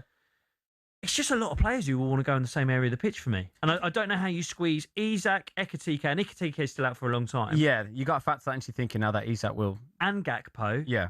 And Barcola. I don't know how they all fit on the pitch together. Do you think that people might be sleeping on Liverpool for a potential title contender? Because let's talk about it. Isak's coming back. Yeah. And he looked in the World Cup. He looked half decent as well. So it's essentially like having a new signing. Yeah. Coming back. And Wenger's famous words, they were, it's like a new signing. Yeah. Look, I think there's going to be a bit of a drop from City. I just think naturally there is. You can't lose Pep Guardiola, for me, the best manager ever, right? In your red shirt with your Man United season ticket in your back pocket, you're not going to agree with me, but I think he's the best manager ever. It's definitely a conversation. I completely agree there. I think that's 10 points, right? I think you can scratch 10 points off of what City did last season, just losing Guardiola just straight away. Mm-hmm. Rodri gone, you could argue that's another 10, right? Ooh. So then Chelsea have got work to do. Bernardo Silva, that's another 6. Right? Well, you give John Stones. John Stones. There you go. Yeah, we're going to have him relegated without 115 charges at this rate. But allegedly. But I don't know. I just think there's an opportunity there for Liverpool with a manager who knows the Premier League, who did so well last season. As you say, Isak's back. It's a really good team. They've just signed Szoboszlai to a big contract. Yeah. I think they could be the second best team in the Premier League. You're scaring me, mate. You're scaring me. I don't want to face this reality right now. Okay, so let's talk to you as a Man United fan then. Go on. Do you think you finish above them this season? Yes. Yes. You don't sound like you got massive conviction in that. Yes. He says, don't watch on YouTube. Yeah. Do you know what I do? I feel like because we've got a bit more momentum behind us. However, if you're asking me about Manchester United just as a whole, I don't think we're going to cover Manchester United too much today, but I'm unconvinced by Carrick just because purely about the amount of games that he managed last season versus the amount that he'll manage this season. But that's my only reservation. I think there's a few more reservations for Liverpool. I don't rate Wirtz, for example. I just don't rate him, and I can't see him. I can't see that working out, and those could be famous last words. So there's a multitude of reasons there, but I do feel like Manchester United, I'm confident that Man United will finish above Liverpool. Go on. In terms of Liverpool's defence, this is another question. Virgil van Dijk, I think we did start to see signs of ageing last season. Yeah. Is that going to be an issue? We've seen Trent go before last season. If you're taking 10 points off City for Rodri, how much are you taking off with Van Dijk? Do you know what I mean? Well, did the points already go last year where he got to an age where he started to look a little bit more vulnerable? And again, I think we have to caveat this by saying Virgil van Dijk's been one of the best defenders the Premier League has ever seen. Absolutely. But look, time waits for no man. Do you know what I mean? It comes for everyone. And I think, years ago, when the last time I just think those three players for me were always the most important ones. Trent, Salah, Van Dijk. Yeah. Trent's gone. Salah's gone. Van Dijk's ageing. Mm-hmm. They've got a lot of good players there. But even when you mentioned Wirtz there, straight away in my head, I thought, another right foot who wants to drift to the left. Yeah. I just think the balance of that team, they need a bit more. I think they need more in midfield. It looks like they're going to keep Curtis Jones. Yeah. Now. Yeah. Do they need one more in there? Maybe. Yeah, no, it's a good point. You mentioned Mo Salah and that side of the pitch a few times. Are you surprised there's not more clubs going in for him? Because we're reading that Besiktas have potentially taken a step back from proceedings here, from the deal, any potential business. What he's 34, yes, but why is there not more clubs coming in for Mo Salah? And I'll put you on further, Jacob. Who should go in for him? Is there a glaringly obvious team where you go, they could take a punt on Salah, right, even despite his age? It's a hard one because I think many of us just thought as soon as Mo Salah leaves Liverpool, that Saudi move's just there to be done. Yeah. It's there to be done. Whether it's that he didn't take the move when it was there and he waited a little bit too long, I don't know. I mean, look, the level Mo Salah's at, like, he hasn't become an awful football player. He's still like, he's not what he was 2 years ago when I think he was maybe the best player in the world. But he's still got a goal, a couple of assists in the World Cup. I mean, he's still a high caliber player. He's going to want a lot of money. Yeah. Could you see him going to Chelsea? Oh, I mean, Chelsea will buy anyone. Well, they're going older now, aren't they? They're flipping. That's true. They're flipping. They want Jordan Henderson. They've got Danny Welbeck on the way. They want some older lads in that dressing room. Could you see a return to Chelsea? That for me, it's like it can only be a certain level of club because he like. You know, not to sound disrespectful, you can't go to Fulham, for example. They can't afford those wages. It's got to be a top club with top finances. You can dish out the money, and we know that Chelsea can do that. And also, I don't want to fuel any potential transfer business here, but that would be a return as well. Exactly. That would be a return for Salah. I mean, on the continent, we just spoke to Eric. PSG missing out on Diomande, potentially losing Barcola. Could a move to France? Yeah, potentially. I could see that. On Drive, Adi Aladipo, just before us, who's a Liverpool fan, said that he'd have Salah back at Liverpool already. He'd have Liverpool back. Could you see that as a possibility? All I needed was a summer apart. I've had those romances before. Break up with her in spring, you think you'll have a good summer. You come to August, you'll be like, no, it's been pretty dry, actually. What's the number again? Call her up. Yeah. What have I done? I don't know. It's a funny one. I mean, I'm surprised because Besiktas have paid Trossard pretty good wages. They've taken him off Arsenal for 18 million euros, I think it was. It's crazy to me that he's just floating around without a club. Yeah, it is. It is a player of that caliber. Liverpool fans, I'm going to put this out to you. What do you want from this window? Would you have Salah back, like Adi Aladipo said on Drive? I'm not so sure about that. Would it break your heart to see him at Chelsea? That's a question I want to hear. And who do you want to sign in this window? Do you give yourself a chance to challenge for the title next season? 03717 223344. I'm Ryan Scott Douglas, and the Scream Rock podcast, Jacob Hawley is alongside me, and we're here until 10 p.m. on talkSPORT. Coming up next, we're going to talk about Everton.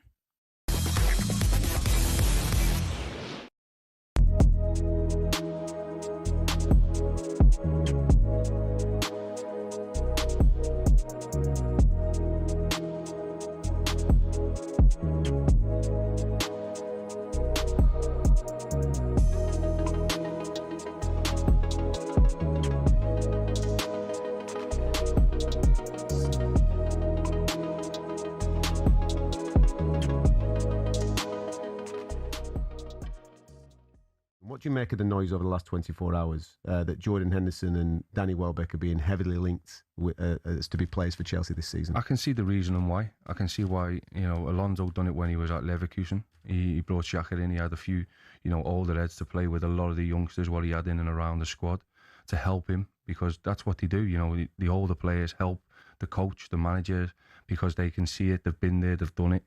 And I can see why, Danny obviously had a great season last season, very unlucky not to get the call up to the England squad.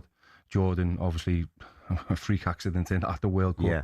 And probably because I think, when you look at Jordan, everyone sort of forgets that he was Liverpool captain, won the title with Liverpool, played all them games for Liverpool, and you don't do that and play at a top level club like that if you're not a top level player. So again, you can see he's got he buys into an environment, he buys into what you want, and as a manager, you've got nothing but love for that, because you need your players to buy in, and if he's buying into it and they see it, young players go with them lads who've been there and done it, and when he's got the experience of getting over the line in them moments as well, there's nothing better when you're in them, and I think that's where Chelsea have got to, because they've been a bit up and down. They've got real good quality, genuine quality, but then you've been seeing them in games where they just haven't had the knack to sort of see a game out, or what do we do to try and get back into a game, and that's what them lads will bring.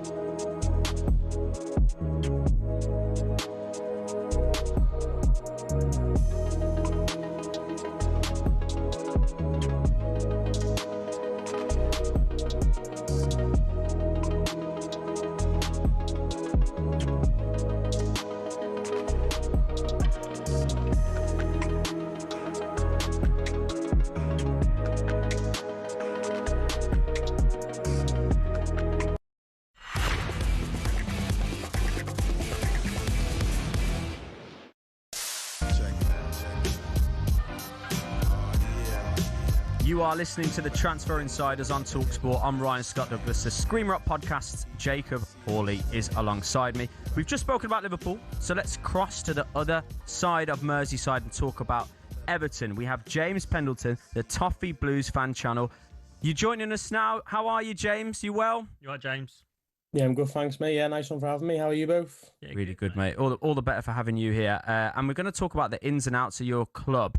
Let's start with this one. Heartbreaking news potentially for you guys. talkSPORT understands that Ndiaye is close to a move to Al Hilal in the Saudi Pro League, 64 million. Is that a good enough fee? I think that's okay. I think the sort of noises last season were probably around 60 million. But I do think obviously there's the added kind of tax over the club are from Saudi Arabia, and obviously they're willing to pay the big money as well as the big wages. Then you're probably expecting a little bit more. It's in that kind of 60 to 80 million pounds sort of region. But I think, yeah, if we're talking about a club from England or Europe, then 60 to 65 is probably about right for Everton to sell for a player with 3 years left on the deal. But for Saudi Arabia, you're probably looking at a little bit more, if I'm being totally honest. You don't sound as heartbroken as I thought you would about that one. Are you all right with him leaving if the price is right? I mean, I'd rather him not leave, obviously, but I think you got to, expect that when Everton aren't doing too well, the better players are more likely to want to leave. We've had lots of players leave over the last 10, 20, 30 years, so it's no kind of shock. It's not a new feeling. I'd rather him stay, but I also recognise that while he's a good player, super talented, really fun to watch, he isn't maybe someone who I think is going to reach that kind of truly elite level, and Everton always kind of need money, so I do really like him. He's a very talented player, but I do also think the last 6 months maybe he's not been on top form. And as I say, Everton can't really turn their nose up at that kind of money. So disappointed if he were to leave, but if to get a good fee for it and we were to reinvest that well, then that would be obviously a benefit for the club. I was just thinking about that fee. What did Somerville go for? What did he leave West Ham? I don't know. Was that a similar fee, James? It's about the same, I'm being told. Yeah, it's around the same, yeah. Yeah, that's fair enough. I mean, in terms of reinvestment, what do you see Everton doing with the money? Who are the targets? Who are you hoping that you can bring in? Yeah, that's where there are big issues, because obviously the money that was spent last summer was a complete disaster, to be fair. So that is where the worry is, that not only do I think Everton wouldn't be able to spend all of that money, they'd only be able to spend a sort of portion of it. It's the money that is reinvested. Say if they could only take 40 million of that, that's the money that was spent on Tyler Dibblin last season, and that was a complete disaster. So that's where the worry comes from. It is that I'd much rather him stay, and Everton are a better team with Lehman and Ndiaye in it. But as I say, it's a case of I'm not sure a European club would pay top money for him, because I don't think he can get to that top level. And that's where you kind of sit there and say, oh, can you take the money that's being offered? But yeah, there's been very quiet on the front in terms of incomings, players who may replace him. So we'd certainly need to make a start on looking for replacements if he is to go this summer. What about your striking options? Are you happy with Beto? Are you happy with Barry? Is that a problem area that the Everton fan base would consider? Yeah, that's been a problem area for 10 years now, ever since Lukaku left. Basically, that's been a problem area, bar that one season where obviously Calvert-Lewin was doing well and got sort of 20 odd goals that season. But yeah, that's definitely a problem area, because Beto and Barry by I think New Year's Day last season had scored 2 league goals between them, which is obviously is nowhere near enough, maybe 3 actually, but still nowhere near enough. And yeah, Beto's incredibly streaky. Barry hasn't really shown much since he's been at Everton. He's still young, but he's not shown too much. So it's always a problem position. But you are at a time when Everton can't spend loads of money. They can't attract top players, and they do have 2 players who, in the end, got I think 17 or 18 goals between them in the league last season by the end of the campaign. But as I say, it came in streaks, and it came in kind of a brace here and there, kind of bumping up the numbers. Games Everton didn't win as well. So yeah, it's been a difficult position for a number of years, sadly, and again, it is an issue Everton probably do need to sort out this window. It sounds like the mood's a bit dour in the fan base. What's the feeling on Moyes? How are you guys feeling under David Moyes? Yeah, I mean, it obviously depends who you're asking. No one's gonna have the same kind of opinion, but yeah, we haven't won a game since March, so I think even though we haven't played for 6 weeks or whatever, that feeling is just going to keep growing. And while we're not signing players, we obviously brought in the 2 lads who were on loan last season, Hayden Hackney, 3 decent pieces of business, but there's nothing that's super exciting there. George and Roll barely played last season. Why is it going to be any different paid in Hackney? James Garner's going to miss the start of the season. The left back, right back situation is still an absolute disaster. Obviously, we're all sweating over the fitness of Jared Branthwaite. So there's a lot to kind of not be so confident about, and the manager is kind of the cherry on top of that at the minute, because I think people are a little bit disillusioned by him because the end of the season was so poor.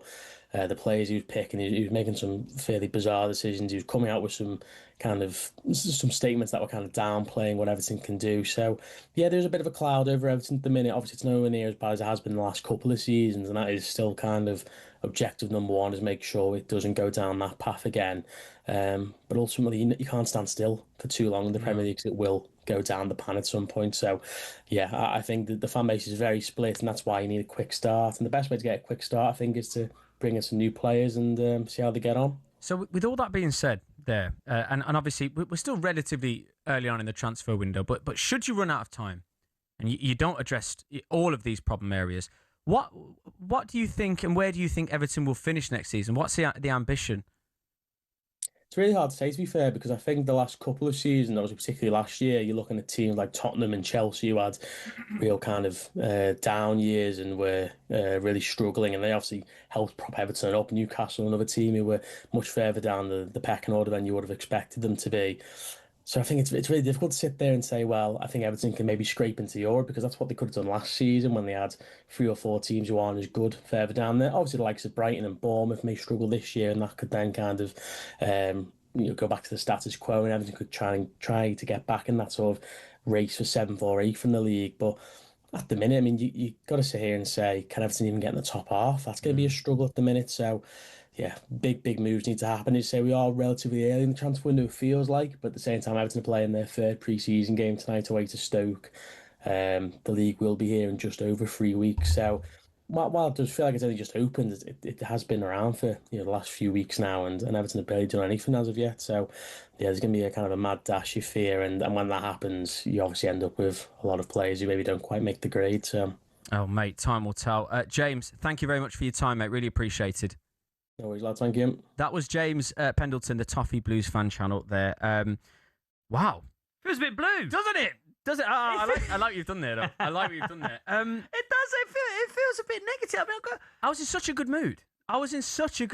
Let's not blame James for that. No. I can see. I haven't won a game since March. It feels. The only thing I'd say to Everton fans, and you've seen it with United, you've seen it with West Ham.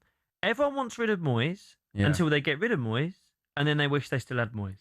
You had it at United. Yeah. You thought life was better without David Moyes there, and then a few years later, it didn't feel that way. When Ruben Amorim was there, mate, my head was in my hands multiple times, thinking, "What have we done? Let's get Moyes back." Would you say Ten Hag as well? Were there times under Ten Hag that you felt similar? And Ragnick as well. There you go.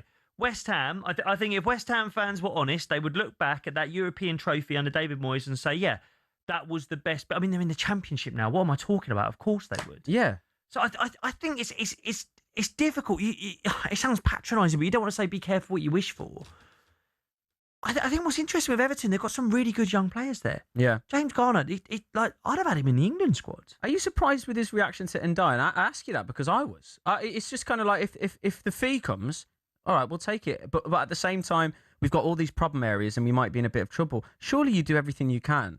I mean, I'm sure he wants to, and he said he wants to, but you do everything you can to keep him. And why aren't the other clubs interested in a player of that calibre? I mean, I don't know about you, because you guys are Premier League champions as of right now, but I'd take him at United. Well, I do wonder if Ndiaye is one of those players that when your club plays them, he looks flashy. Yeah. Do you know what I mean?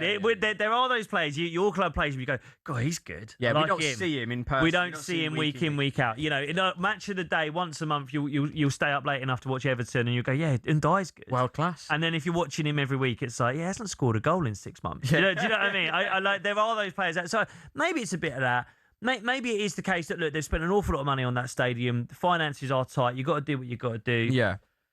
And it's how you reinvest, isn't it? It's how you reinvest. But then Yeah, I mean, we asked James for names. He didn't really have any. No, I know. It's difficult. It's that allure of Everton right now because what the calibre of player that they need to attract to get them away from the relegation zone, those kind of players will be looking at Everton in their situation now and thinking, do I want to play there? With all due respect, that's something that you have to factor into your thinking. Yeah, I wonder if a lot of it, if you're looking for a cause for optimism for Everton, it's less about new players coming in the transfer market and more about getting more out of the young players that are there. Tyler Diblin's there, really good player. Jared Branthwaite, it wasn't long ago that you boys were linked with Jared. Oh, yeah, absolutely, yeah. Garner's, as we mentioned already, there's some really good young players. Strikers, though. But Moyes doesn't like strikers. This is the thing. He doesn't like strikers. He never likes strikers. He likes right wingers that he can repurpose as strikers. He converts them into big chunky centre mids. Stick Kevin Nolan up there. Stick Fellaini up there. He doesn't like strikers. He's never liked strikers. So I don't know. Everton are one of those clubs. I like having them in the Premier League, and I'd be gutted if they left the Premier League. I'd be gutted if they got relegated. That's proper club. Yeah, proper club. Yeah, absolutely. So I hope things pick up for them. I can't see them going down. I was going to say, any danger of them going down in your mind? Do you know what? I think it's one of them, and people are going to think that I'm somehow related to David Moyes listening to this. It's one of them. I could only see them going down is if it gets to Christmas and they're there or thereabouts and they panic and they sack him. Yeah. Okay, I've got you. And then they end up chasing their tail, and then they get someone in who maybe can't. Do you know what I mean? Yeah. You see this sometimes of those clubs that are down there. They sack the manager, and then a few months later, you're going, you should have stuck with that guy. You've got worse now. Yeah. So I think they've got to be careful, Everton. I think stick with David. Okay, Uncle David. Your team, David. Well, this is Transfer Insiders. I'm Ryan Scott Douglas and the Scream Up podcast. Jacob Moyes is alongside me until 10 p.m. Here on talkSPORT. Up next, we'll be talking to Kwaku Afari, all things Chelsea.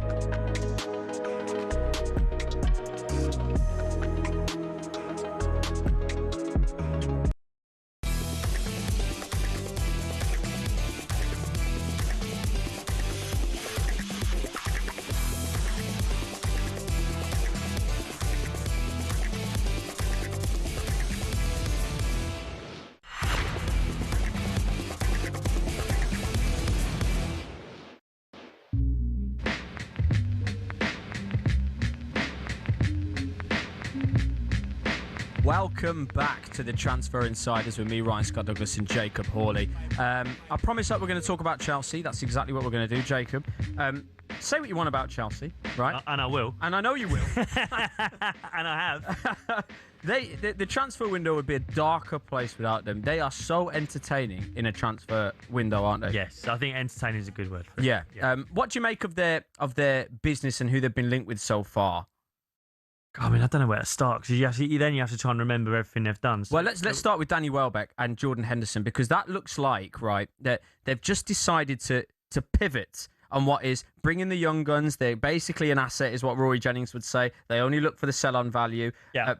That is a clear pivot. Whether it's come from the manager or not is a different story. But what do you make of, whether you rope them into the same category there or whether you judge them individually, what do you make of that pivot there? Yeah. Look, Chelsea finished 10th last year. There's a lot wrong at Chelsea. Do you know what I mean? And it's not just Liam Rosenior. It's not just the change. Like there is an issue there. Yeah.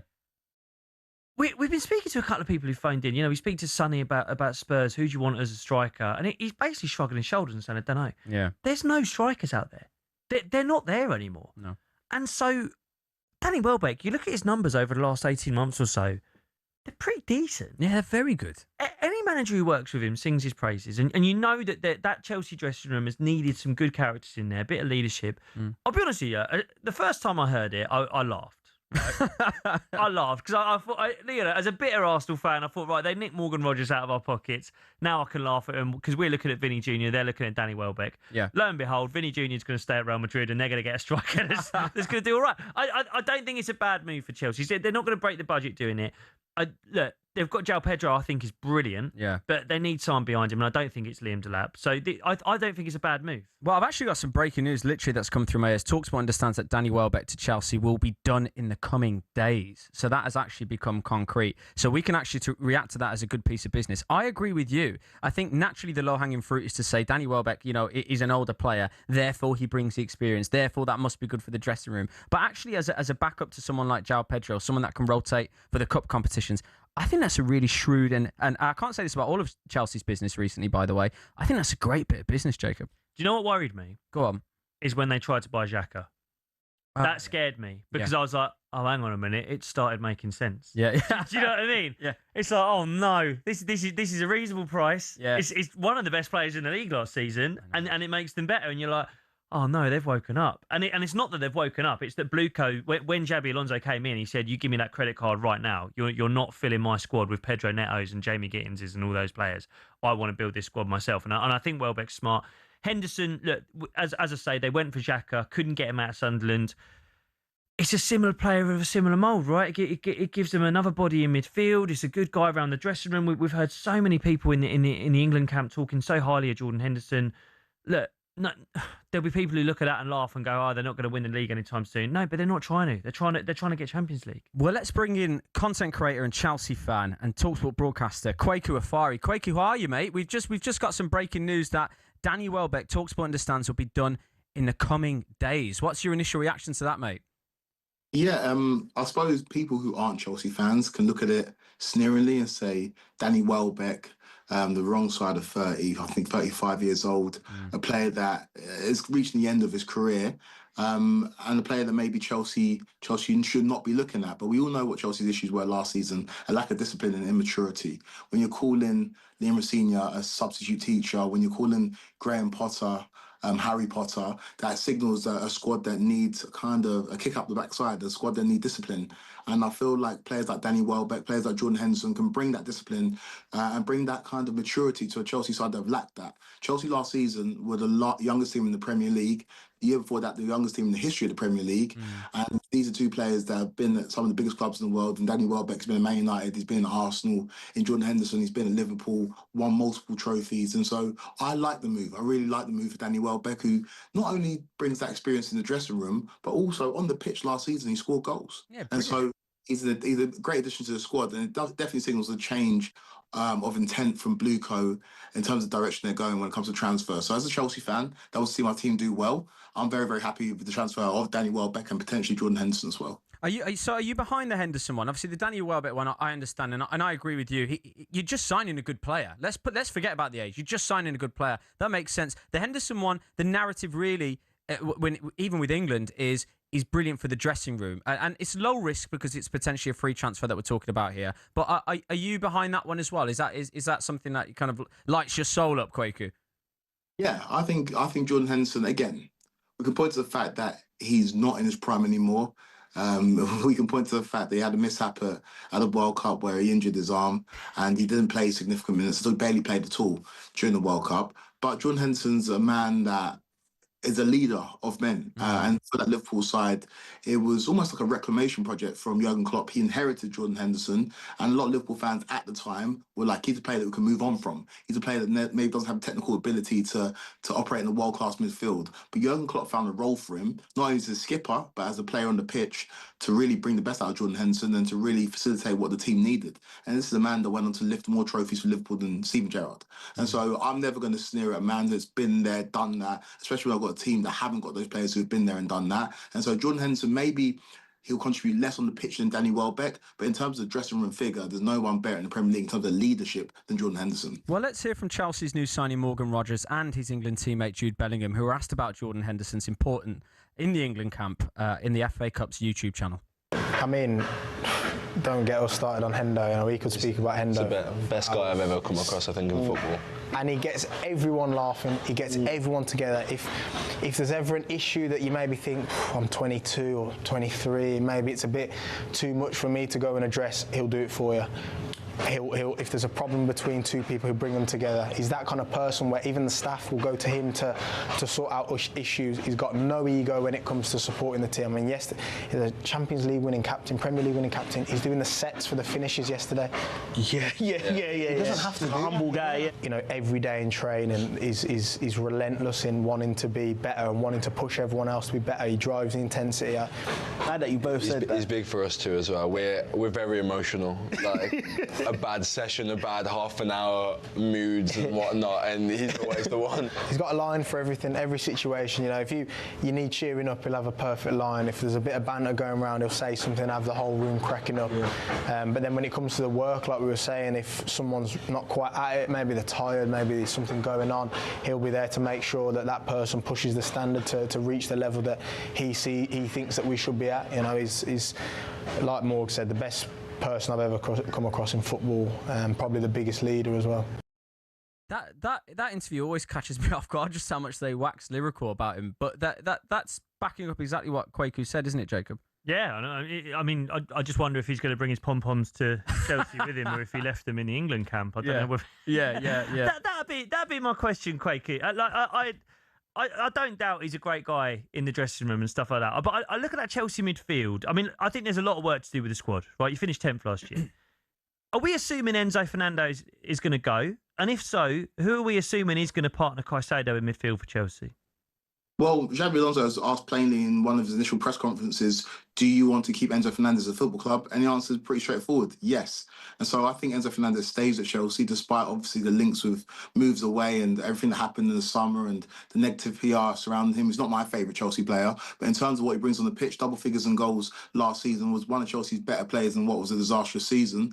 And we saw how big time he is in the World Cup in terms of big goals he turned up with. Obviously, in the World Cup final, showed some petulance and got sent off, but I think that speaks more to the spirit of Argentina than it does to him in particular. And I think Enzo Fernandez partners Caicedo in midfield, and the combination in terms of price of that midfield is over £200 million, so it better work. And when I look at what Xabi Alonso is doing, obviously in pre-season we're playing 4 at the back, but I think eventually he'll settle with 3 at the back. The role that Xhaka had in midfield for his Leverkusen team, I can see Xabi Alonso, I can see Enzo Fernandez doing that for Chelsea in terms of he's not necessarily the most mobile, most athletic, but he's metronomic and control the tempo of the game. And I think that Xabi Alonso will find and get the best out of Enzo Fernandez, who I think is imperative for Chelsea. He's an important player, he's a very, very good player, and I think we need to keep him at this stage. What are your thoughts on Lacroix potentially? He'll be joining from Crystal Palace. Do you view that as a good bit of business from Chelsea? Yeah, and I think the smoke screening's going up right now from Xabi Alonso in terms of how he set his team up in pre-season. Kind of screams Antonio Conte 2016-17, where obviously he was famed for that three at the back at Juventus. He started the season with Chelsea playing four at the back, and eventually after Chelsea lost against Arsenal, he changed three at the back and Chelsea ran away with the league. I think Lacroix's a player that has played in the back three extensively at Crystal Palace under Glasner. And so I think he'll fit into this Chelsea system under Xabi Alonso. And at 26 years old, I think it's the first time this ownership group has signed a player bang in their prime. £52 million, people might look at the price and say it's a little bit too expensive for a player that maybe not proved at the highest level. But I really, really like this signing. I think he complements the players that we've already got there in terms of centre-backs I see starting for Chelsea. And Lacroix last season showed in the Premier League that he's a defender that can get to the highest level, I think, if he's playing with better players. And so I really like the business. I really like this summer for Chelsea. Again, we've had summers where we've been excited because we brought in players, but maybe they're players that were a little bit too young, a little bit too immature, a little bit unproven. This summer, we've completely changed our course of action, and I like the business we're doing and how quickly and how efficiently we're doing this business as well. Rodgers and Palmer behind João Pedro. Enzo and Caicedo together in midfield. Lacroix in the defence. What else do you need to do, Quaker? The goalkeeping situation is an interesting one. Mike Penders is a man that a lot of Chelsea fans and people within Chelsea hierarchy have a lot of hopes for, but I think this season's come a little bit too early for him. We know that Robert Sanchez has limitations despite being a very good shot stopper. And so the goalkeeping situation is one that I think needs rectifying. I don't know how, though, because I think Penders might be ready next season. If you bring in the goalkeeper for a fee this year, there's a hamper his development going forward. What do you tell that goalkeeper long term? And so I think that's where Chelsea might just fall short a little bit in the goalkeeping department. But everywhere else, I like it. We need to obviously shift some centre-backs. We've got so many of them on the books. And maybe look at our wide options in terms of if we're playing a three at back, do we need to bring in a specific left wing back? But I think our squad's looking pretty healthy going into this season. And I know that it's almost blasphemous to say it at this stage, but I've seen Chelsea not be in Europe before and go on the title charge. And with how open the Premier League is right now, with the fact that Mikel Arteta and Arsenal are clearly the favourites, but you look elsewhere in terms of the traditional Big Six, there's an opening there. And I think Xabi Alonso, out of managers below Mikel Arteta, I wouldn't pick any other manager above Xabi Alonso. So I'm happy with the business. We need to shift some players, but I think this is the beginning of what might be a really, really fruitful time for Chelsea. Quaker, I'm picking you up on that there. No European football, you've alluded to it. What do you think that Chelsea could be in for the title next season? Well, you lot went from, 15th to 3rd? Yeah, No that's European not bad. football. I don't think we were close to the title. They weren't in a title race. I don't think we were close to the title. I was not at any stage convinced that we were anywhere near it. Yeah, but we didn't finish 15th the year before. I'm with you. What do you think? I think depending on how things start off, Chelsea could be in a tight race. Chelsea could be in a tight race. And this is the other beauty of this part of the season. Where everybody believes, everybody's deluded, everybody thinks that anything can happen. But I've seen this story before. I saw Victor Moses and Marcus Alonso play wing-back for a Chelsea team that ran away the league and got over 90 points. That Chelsea team also that didn't have Europe were playing one game a week. And so if you've got anything about you, and we've seen it in the Premier League, right? Like Newcastle, every time they had European football, they struggle. When they don't, they qualify for the Champions League. You saw it with United last season, no European football, went from 15th to 3rd. And I think Chelsea can follow in that vein as well. I think top four, if he doesn't finish in top four, he should lose his job. That should be an absolute given.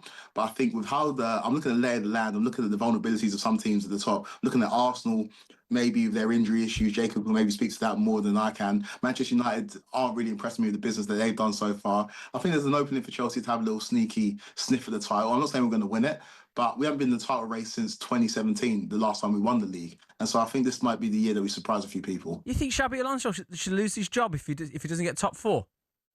Come on, man. Come on. You're not going to give him time. It's surely this is a lot of work to do, Quaker. There's loads of work to do. Surely that's a bit more of a project. Are we being serious? I'm so sorry, but any manager worth their salt who's managing a team that's got good players, if you haven't got European football, you're playing one game a week, you should finish in the top four. If Eddie Howe can do it with Newcastle, Xabi Alonso should be able to do it with Chelsea, the amount of investment and infrastructures around the football club. I think if Xabi Alonso doesn't finish in the Champions League places, yeah, there should be serious questions about his job. This is Chelsea Football Club, and despite our failings in recent seasons, top 4 is not a trophy. Top 4 should be a given, and I expect Chelsea to be back in the Champions League next season. I expect Chelsea to be challenging for the league, mate, if it's not this season, the next season. This is a side that I want to see get back to the very top, and there has to be standards. Wow, we'll finish on that Kwaku bomber. I love it. Kwaku, thank you so much for joining the show, mate. Chelsea fans, where do you think you'll finish this season? Could you challenge for the league? Should Xabi Alonso get sacked if you guys don't get top 4? 03717 223344. This is the Transfer Insiders on talkSPORT. I'm Ryan Scott Douglas. Alongside me is comedian Jacob Hawley.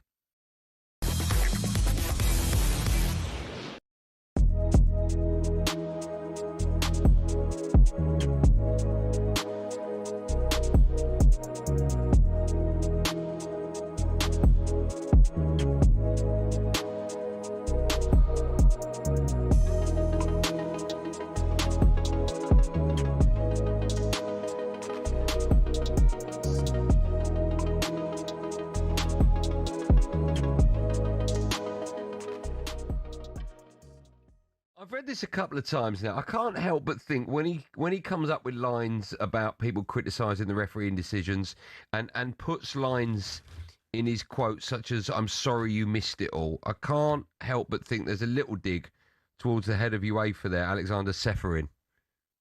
Yeah, I think that's fair. Obviously, Ceferin decided to stay away from the World Cup final, which was quite unprecedented.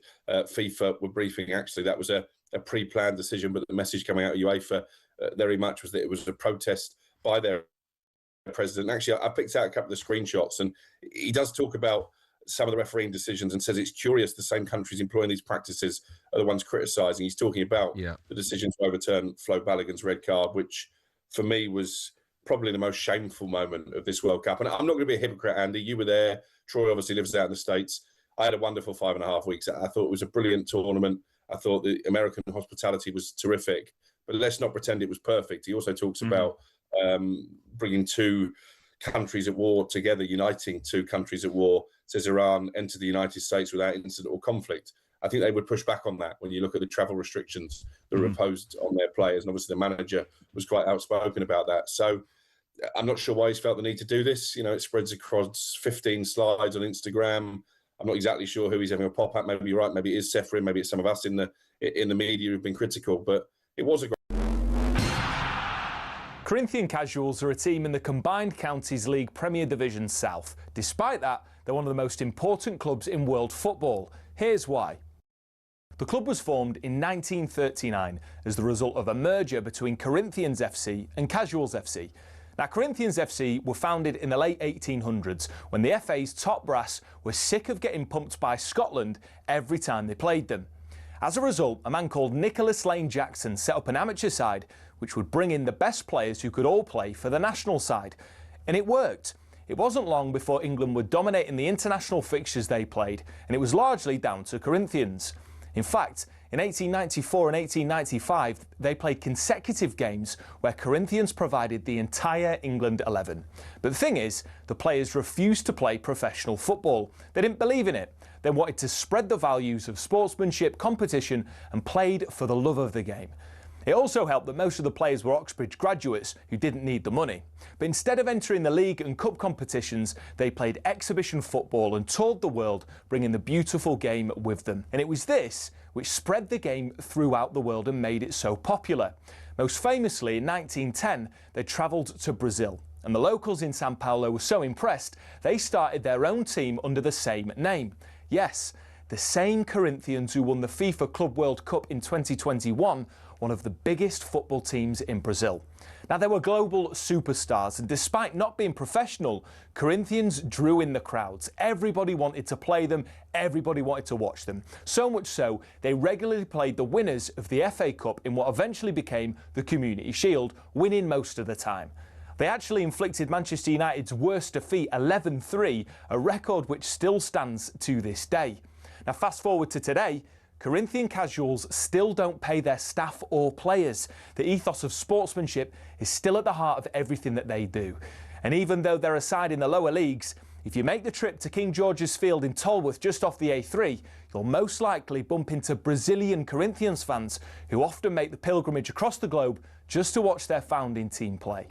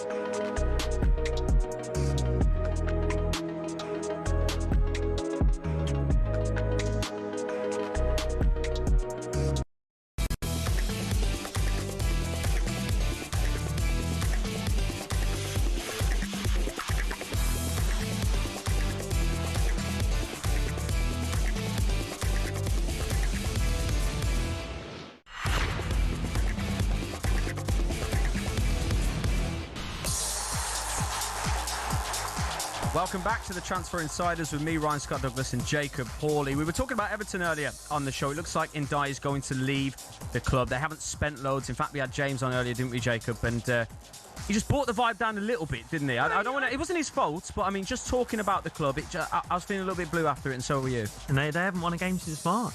Yeah. You know, you got to give it to him. It feels like a dour time at Goodison Park. Yeah, it does. Sorry, Goodison Park. I've given it the old stadium name. Apologies. Hey, listen, that's easily done. Look, they haven't spent loads this window, as I say. How do you feel about your window so far, Everton fans? Give us a call on 03717 223344. That's exactly what Andy, the Everton fan, has done. Andy, how are you feeling about your club right now and your club's window, to be more precise? Yeah, can I just first talk about the caller earlier when you said that he kind of wasn't bothered about Njai? Yeah. He's absolutely bothered about Njai, but we've got a sort of a strange situation of being Everton sort of season ticket holders and fans. We're obviously one of the teams that hasn't been relegated from the Premier League. The other 5 have all been in Champions League finals. 4 of them have won Premier Leagues, and we keep sort of turning up, and we're not sort of dour. I mean, you said that that the caller sounded really, and he upset you already. We're just quite stoic in the way we are, and we don't sort of believe much. And when something happens, we'll take that. But until that happens, we're I mean, David Moyes came along, and he he's been brilliant for us. But the end of last season was a perfect opportunity for us to get into Europe, when some of the other teams were performing, and we just didn't do that. And that's the frustration. I don't think Evertonians are sort of anti-Moyes, but they're just sort of anti where we're going as a football club. And also, we're not down. We're not kind of, as I said, 51,000 fans every week, and we keep coming. Would Liverpool, Man United, Chelsea, would their fans still be there going through what we've been for the last 35 years? Yeah. That's the question, isn't it? Yeah, look, I get it. But let's say you do get 64 million for Ndai. Where do you reinvest that money? In your mind, I mean, we've talked about the strikers. We've talked about a few areas. Where does your mind go immediately as an Everton fan? We need fullbacks. I mean, that's an absolute first. We haven't got a striker. We haven't got a striker who can do anything. I mean, that's the if we're kind of looking at strikers who are available, who is available. We were looking, at Delap at Chelsea. I mean, Chelsea got us out of jail there, didn't they, by signing him? We might have ended up with him. You know what I mean? But but I mean, even things like looking at Jesus and stuff. I mean, would he come in? Would he? There's players out there we just don't seem willing to want to get involved in. I don't know. It's a kind of an Everton thing where we all kind of sit on our hands and think, what's going to happen next? And we obviously, because of who we've got living with us next door, we've got to choose our words, carefully, kind of thing. And it's Jacob mentioned earlier about the clubs that have lost Moyes, and they always look back at the Moyes tenure and go, gosh, we could do with the Moyes right now. Do you? Well, if I could just jump in there. Go on, go I mean, interestingly, Everton have lost Moyes before. Yeah. Right? And that initial Moyes period at Everton was surely one of the better periods over the last couple of decades. Oh, it was absolutely fabulous. Yeah, it was amazing for us. We look at the team, then some of the players, then Cahill and fabulous, absolutely amazing. We move on. I mean, you look at David Moyes and you look at what he's kind of done for us, and listen. be careful what you wish for. Absolutely. I sort of, when West Ham got rid of David Moyes, I was kind of thinking, really? Kind of who do you think you are? You know what I mean? Whereas, I look at Everton, we're football royalty. Yeah. You know what I mean? We are football royalty, and we even sleeping giants that way. It doesn't kind of apply to us. 4 teams have won the league more than us. All the records that we've got, we are an absolute giant in this country, and people kind of don't realise that. Everton fans realise it. We're football royalty, and I don't mean that sort of with any kind of entitlement. No, I get you. Nobody's entitled to anything. But listen, Everton fans are not down. We're just kind of contemplative. We just think about things a bit more because we've been let down in the past, and we've just got to kind of move carefully. And as I said, David Moyes made decisions towards the end of last season, which were, I didn't agree with them. And the last 7 games, we could have done, being in Europe, we could have moved this club on. I always said, did he want to get into Europe? If he goes into Europe, then Everton might go down, and David Moyes not got us into Europe on purpose to keep his job. That's crossed my mind. Surely not, Andy. We're talking, we're in conspiracy territory here now, Andy. What I've just said to you there was that crossed my mind. Yeah. Obviously, I'm not sitting here going, that's definitely what he's done. It crossed my mind because those last 7 games were completely different to what we've kind of seen in terms of progression since Moyes came. Moyes has been fabulous for us. He's absolutely stabilised the ship. And listen, at this moment in time, I'm absolutely fine with David Moyes. Obviously, if we're going to move forward in future, he's not a young man, but maybe David Moyes could be involved in looking for that younger man, looking for that, and the same way that Alex Ferguson did, getting Moyes in, and then the board got rid of Moyes much too early. Because if you look at what happened to Man United after Moyes went, well, it's kind of what happened to West Ham after Moyes went, isn't it? Yeah, absolutely. Andy, really appreciate your call, appreciate your thoughts there. I hate to do this in an Everton segment, but we have some breaking news here. Liverpool are set to place an opening bid for Bradley Barcola. talkSPORT understands preliminary talks have already taken place, but the suggestion Barcola has already agreed terms. Liverpool explored Barcola in 2025, the price of around €85 million. A year on, PSG's valuation is 170. PSG sources argue Barcola is back-to-back Champions League winner and should be worth more than Elliot Anderson and Morgan Rogers. Liverpool will point to the fact that Barcola has only 2 years left on his current deal and will not sign a new contract. talkSPORT understands Liverpool's initial valuation will be around £80 million. Jacob, what's your thoughts on that? I just don't know how you can do that to Andy. You got an Everton fan on the phone saying, "Look, we're not dour. We're just stoic. Yeah. We're a sleeping giant. Was that salt in the wounds? You got any hopes for the transfer window, Andy? Not really. We just do all we can. Andy, I'm sorry, man. Can I just interrupt you, mate? Because your neighbours are going to spend 120 million quid on one of the most exciting wingers in the world. Yeah. Have a good season, Andy. When you put it like that, I owe Andy an apology. I'm going to give him a call in the break. But it's breaking news. We have to talk about it. We have to break it as soon as possible. £80 million Liverpool is initial valuation on him. Yeah, and they're set to get things going here. Well, I mean they are, but I mean if there's a £40 million gap in valuations between them and PSG, they better start getting going quickly because it's going to take a while to close that gap, isn't it? I mean, it's a funny one. This market, the prices have gone nuts. There's not an awful lot out there. Did you watch much of Barcola for France? Yeah. What do you think? He's all right. Yeah, no, he's all right. He's not a world beater. He's all right, isn't he? He's all right. Yeah, this is it. He's all right. Yeah, he's all right. But then what would frequently happen for France is he'd come off, Doué would come on, and you go, yeah, I wish we could get him. Yeah. Do you know? And you can't, because Doué's a Parisian kid playing for PSG. He's 21. Like it would take hundreds of millions to get. He's never leaving. But are you saying they shouldn't be making? You're a bit at a loss as why they're making him a priority. Is that what you're saying? No, well, a little bit. I guess what I'm saying is there's a lot of these players moving who we've just watched them at the World Cup, and they were the sort of 12th or 13th man. They were one of the first or second subs, whether it's a Morgan Rogers, a Bradley Barcola, and we're looking at 150, 120 million quid for them all. Yeah. And I just think it's staggering. Where we are in football, and maybe it's a dearth of talent. I mean, there was a lot of conversations last season of like, oh, is it got boring? Is it less fun than it used to be? It's a lot of set pieces. It's a lot of low blocks.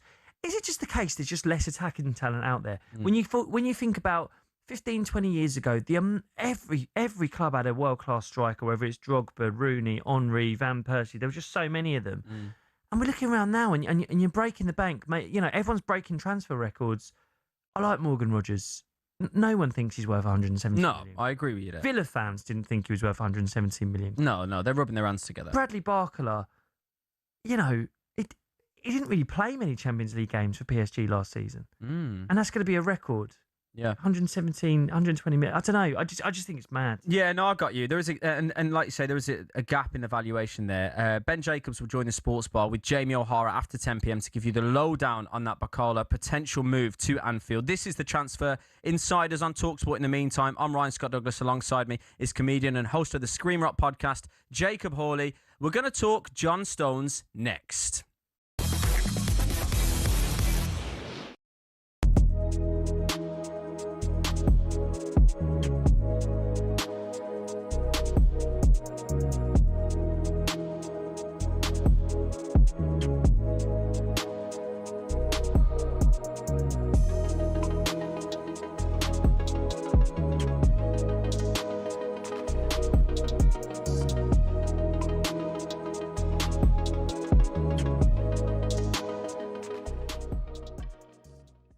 Vinicius Jr. I'll read this from the Telegraph Sport, their sports pull-out this morning.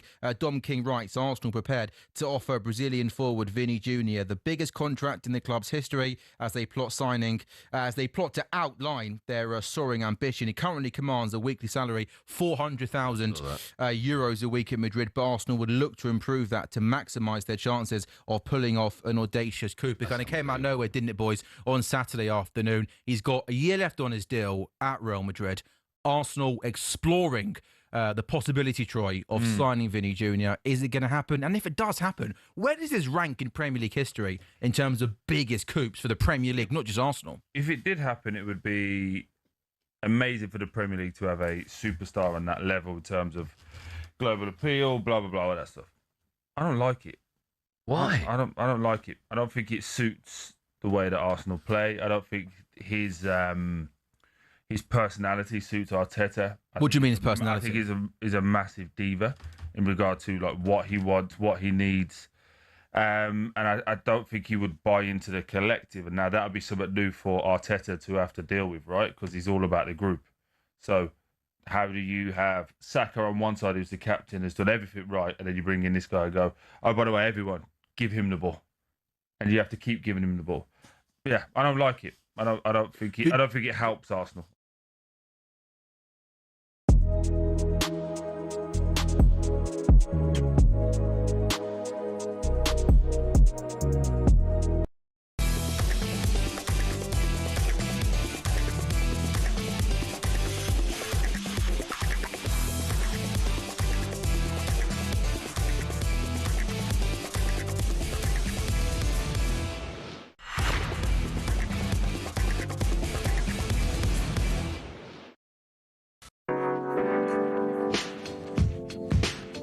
This is the Transfer Insiders on talkSPORT. I'm Ryan Scott Douglas. Alongside me is comedian, the very funny Jacob Hawley. We'll talk John Stones in just a second, but first let's catch up with all the action in the Commonwealth Games. Georgie Heath is with us. Georgie, how are you getting on? Yeah, there's a lot going on still. We've had boxing results, we've had bowls, we've had 3x3 in netball, and there's so much going on in the pool. We've just seen South Africa's Peter Kurtze go and break a Commonwealth Games record in the men's 100-metre backstroke semi-final, and now we're about to see the men's 100-metre final. The rain has slowed slightly, but it is still far from ideal conditions to try and be running at ridiculous speeds like these men can, but it's about to get underway in the wet of Glasgow as they just wait on the marks just right now, but so much action to go off, and they've got out of the blocks cleanly, and soon we will find out who the fastest man in the Commonwealth is. Commonwealth Games update on talkSPORT with BYD. Dare to dream with BYD and the Commonwealth Games. Lovely. Thank you, Georgie. For live commentary on the Commonwealth Games, you can cross over to talkSPORT 2 right now and join Natalie Sawyer for all the action. talkSPORT understands that Inter Milan are close to signing John Stones on a free transfer. Stones left Manchester City in the summer after winning 6 Premier League titles and a Champions League title to go with that as well. So if Stones is to leave the Premier League, where does he rank in terms of all all-time centre-backs in the league. Let's hear from Rory Jennings on TalkSport Drive. If you're going to be snide about my opinion, I just want to say that one of the greatest English midfielders ever, Paul Scholes, agrees with me. What did he say? He said that John Stones is one of the best to have ever done it. Yeah, why not? One of the top 10. No, but I think now seriously comparable to. I think I can say this: is John Stones better than Rio Ferdinand? I don't think that's wild. I don't think you can. What are we doing? John Stones. I don't know why we don't. Is he better than John Terry? No, but Terry's leaps and bounds above Ferdinand. No, he's not leaps and bounds. Terry's on his own. I'm not doing this. Terry's obviously leaps quarter to 7, 10 minutes before the show ends. I'm not doing this with you. No, you can't. I'm go, not doing this with you. Terry is obviously number one. Terry's in leaps and bounds above anyone. Then we have a conversation about who's next, and then we go Ferdinand, Virgil van Dijk. 1 second. You think John Stones is even in the same league as Virgil van Dijk? Yeah, I do. I think he's better than Virgil van Dijk. 100%. Don't let Rory get to you. Don't let Rory get to you. That's my mantra that I have to say to myself every morning, Jacob. I tell you what. Let's get into it between us two, right? Let's piggyback on what Rory said there. And obviously, no matter where you are right now, make yourself a cup of tea. If you're driving along, get involved. John Stones. Yeah. Is he in the top 10 Premier League centre-backs of all time? And where would you rank him? Would you go one further? Is he top 5, top 3? Is he better than Virgil van Dijk? Do you know it's hard? Because I think on his day, we've seen performances from him that against Inter Milan, we sort of stepped into midfield a bit. He can do things that a lot of other centre backs can't do. Yeah, he's won an awful lot. Yeah. What is it? 1 Champions League, 6 Premier League, 6 Premier Leagues. Yeah. I mean that's unbelievable, and he's been at the heart, of the defence. For most of it, for a lot of it. He's been an integral member. I mean, there's no doubt about it. John Stones is a phenomenal player. But what Rory's saying there, I think he's going one further. I think he's gone one further than John Stones should be. For example, I've got something for me here, Jacob. I'm gonna rattle off centre backs that I think have had better careers in the Premier League. With all due respect, and I want you to tell me what you think. Rio Ferdinand, better, has had a better career. Yeah, better player. Yeah, I think Rory's gone mad on that one. Yeah, I think he was doing it to wind up Addy. But yeah, I think. But Addy's a Liverpool fan, so I don't know where Rory's going with that. Rio Ferdinand's a better player and had a better career than John Stones. Fair for me. Nemanja Vidic. He's won player of the season twice, not just for a centre back. A multitude of Premier Leagues, Champions League. It's hard for you because he did play on the other. He's better than John Stones. Nemanja Vidic. Right. I think that's tight. John Terry. Terry's better. Virgil van Dijk. Van Dijk's better. Yapstam. I'm going Stones. Okay. All right. Adams. Tony Adams. Yeah. The puff of the cheeks. I've got to go Tony Adams. All right, fine. Yeah, you got to back your boy. Vincent Kompany, I think, is better than John Stones. Yeah, Vincent Kompany's better. Sol Campbell, better than John Stones. I think Stones is better. And I hate saying it. I think that's surprised me. I hold on a second. You're an Arsenal fan saying that. I can't believe that. I've got to go Sol Campbell over John Stones. Can Sol Campbell do what John Stones did in that Manchester City side? Of course he can, and better. No, he can't. What? He can't. No, come on, be honest, he can't. Yeah. Technically, the level that John Stones was at, technically. No, look, he's brilliant. He's brilliant. I think he sneaks into the top 10. He's definitely between 10 and 15, 100%. But I mean, Carvalho, as part of that Terry Carvalho defence. I think he's in. We're talking that level. We're definitely not talking better than the Virgil van Dijks here. I think there's probably 5 that are better. I think I'd give you. I think I'd say Kompany. Rio, Virgil, Terry are all definitely. There's no question better. I'm putting Vidic over him. I can't believe this. Is that sacrilege? Is that crazy? I wish we'd have taken callers on this. I'm not saying. I don't know. You could push me either way, mate. 6 Premier League titles, a Champions League. I know he's been brilliant. He's been doing it for so long. Do you know my only thing with Stones? He's had a lot of injuries. Yes. And I think if he'd been on the pitch consistently for that period, what's it been, 8 years that he's been at Manchester City? Yeah, virtually, yeah. Then I think there's less questions around this.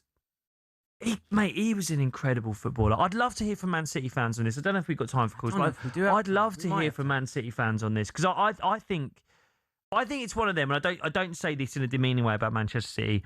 It is a smaller fan base compared to your Manchester United, your Liverpools, your Arsenals, Chelseas. I think he's underrated, John Stones. No, I don't. I'll tell you why I don't think he's underrated, because I think to be a top 10 centre-back is an unbelievable achievement in the Premier League. I still think that's amazing. I still think we're paying John Stones such a huge compliment by saying that. We're talking the players that I've just listed there, to be in the same breath of these players, and quite deservedly so for John Stones, is amazing. We're giving him his props. We're giving him his due here. But to say he's better than Rio Ferdinand, to say he's better. No, I think that's crazy. I think that's crazy. But he's top 10, yes. But are you suggesting he could be top 5?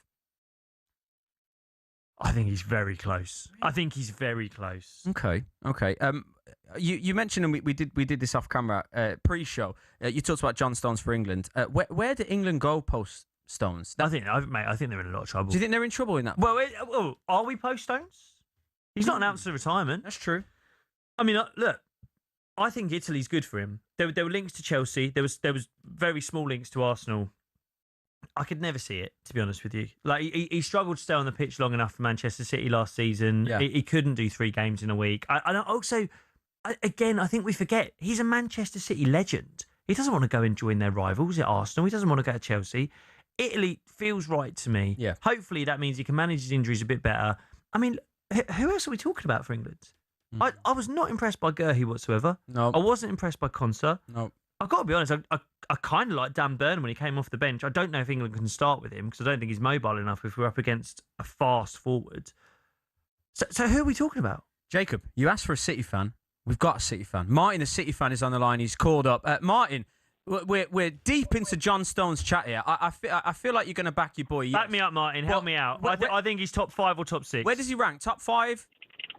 I mean, when you're talking the Terry and the Ferdinand, there's no question, is there? No. But when you start talking about, Carvalho, and I mean that you must be having a laugh. I think that's a conversation. I mean, the consistency that John Stones has had over the tenure at City is outrageous, and let's not forget the positions he played in centre midfield in that Champions League game, dominating. You're telling me a Sol Campbell could rock up in that midfield? Mate, I'm an Arsenal fan and I'm with you. Martin, we're not talking about him being a midfielder, though, are we? No, but I understand he's a bit of a Swiss Army knife and he's got more strings to his bow, but we're talking top 10 centre-backs here. Martin, let me ask the question, because this is what's going to really wind Ryan up. He's a Man United fan. He's sat here in a red shirt. Nemanja Vidic, John Stones. Which one? There's no question. It's Martin, John Stones. Martin, come on now. John Stones is not better than Nemanja Vidic. Of course he is. No. He did it for a lot longer period of time. It's like telling me that Cantona's better than Thierry Henry. Again, that's at least a conversation, though. Cantona is an unbelievable player. I mean, that's not a conversation. That's insane. Cantona's an unbelievable player, though. You're talking about an unbelievable player. That's not a comparison. You could have made a better comparison there, in my opinion. But Nemanja Vidic, John Stones is nowhere near being the player of the season. That's something that Nemanja Vidic achieved for Manchester United. It's the consistency, though, isn't it? 10 years. Consistency. Yeah. How many years did Nemanja Vidic? Yeah, well, if we're talking about how many titles did he win? I think we're having two separate conversations here. I think we're talking about a career in the calibre of a player. It's a factor. You factored them both in. It's a factor. I mean, look, Amir Zaki was the best striker in the Premier League for 6 weeks at Wigan. We're not comparing him to Tiro. So I think consistency is a factor, Martin. I'm on your side, mate. Stretching a point to make a point over here, Jacob. I'm not going to bite. What about Virgil van Dijk? Because you said Terry and Ferdinand, Martin. Is John Stones better than Virgil van Dijk? I think there's an argument to say Van Dijk's better than him, to be honest. I think there is an argument, I think you're right. I think there's quite a strong argument, Martin. Yeah, but I think we're talking, it is an argument. When we say Ferdinand and Terry, I think they're just out in a different realm. But, Van Dijk is in that sort of, and company. Those three, they're on their own sort of mantle. Then you've probably got Van Dijk ahead of him. And then Stone sits in there next. So he's top 5 then. He's top 5. Look, that's 100% top 5. So you're going to miss him then. You're going to miss him, Martin. You think that's a big loss for you guys? Well, yeah. I mean that dancing when we win the league again, it won't be there this season, will it? Yeah. In terms of England, Martin, I'm making the assumption you're an England fan, but in terms of England, do you think he continues playing for England? Because I've got to say, after the World Cup, I thought he was our best centre-back. Yeah, he was. Yeah, but I think by the time we get around to the next couple, I think it might be a little bit too much for him. He might be part of the setup. He's obviously a very switched-on footballer. You know, we've seen sort of conversations between him and Guardiola that sort of are pretty detailed. So I'm pretty sure he could play a role. But then we get into, is he just part of the squad? And yeah, I don't think he'll be the starting centre half next Euros or World Cup. Martin, really enjoyed the chat, mate. Thank you so much for calling. This is the Transfer Insiders on talkSPORT. I'm Ryan Scott Douglas. He's Jacob Hawley. Coming up next, we'll run through your transfer headlines.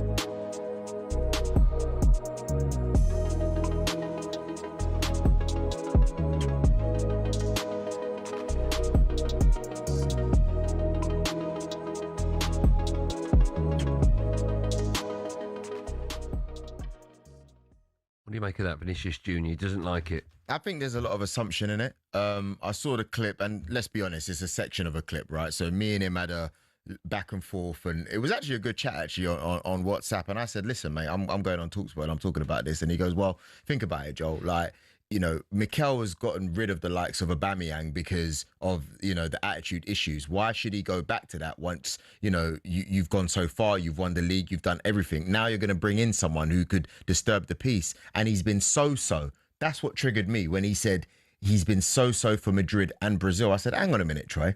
You're saying he's been so-and-so for Madrid, but if we look at the stats, in 2025-2026 season, he had 53 games, 22 goals, 9 assists. That's 9 assists. That's 31 goal contributions. And don't forget, the person who operates in his favoured position is the one and only Kylian Mbappe. Now, it's very obvious that him and Kylian are on each other's toes. So it's not that he's so-so. They haven't been able to get the best out of Vinny for the last 2 years. Is it his fault? No. It's because they've got two players playing in similar positions. He then said he's so-so for Brazil. Well, Brazil are in a transition anyway. They haven't been the best in general. I think there's a lot of assumption there where he's not going to buy into it. We don't know if he's going to buy into it or not. I do understand that it does change hierarchy. They are going to have to start playing him the ball. But so what? We are a club that needs this kind of signing. This is our Ozil signing. This is it. We can't compete at the highest level and think we're...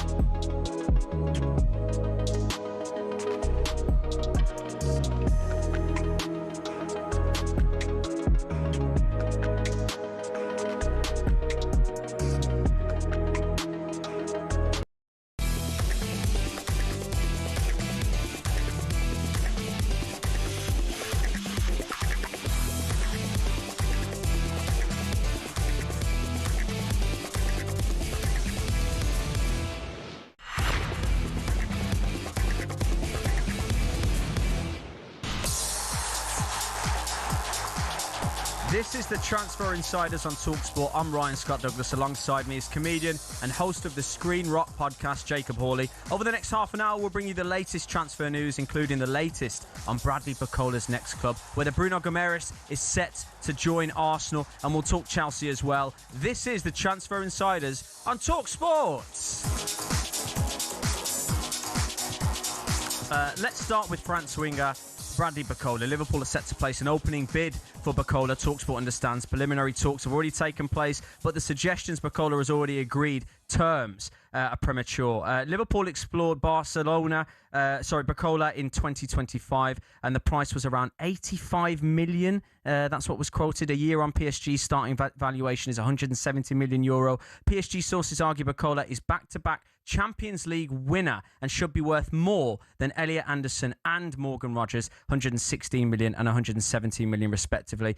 Liverpool will point to the fact that Bacola has only 2 years left on his current deal and will not sign a new contract. talkSPORT understands Liverpool's initial valuation will be of around 80 million. Jacob Bacola, is he the player to take Liverpool to the next level? He's a very good player. I just don't know if he's that level of, 120 million quid kind of level. But then I don't know if Morgan Rogers is. No. I'll be honest with you, I'm not really sure that Elliot Anderson is. Yeah. I think the fees have gone absolutely nuts this summer. I think there's a scarcity of attacking players that really improve any team. And the big one for me with Liverpool, and I've spoken to Liverpool fans about this, but they've got an awful lot of players who, for me, want to stand in exactly the same bit of the pitch. Isak, right foot, wants to drift left. Ekitike, right foot, wants to drift left.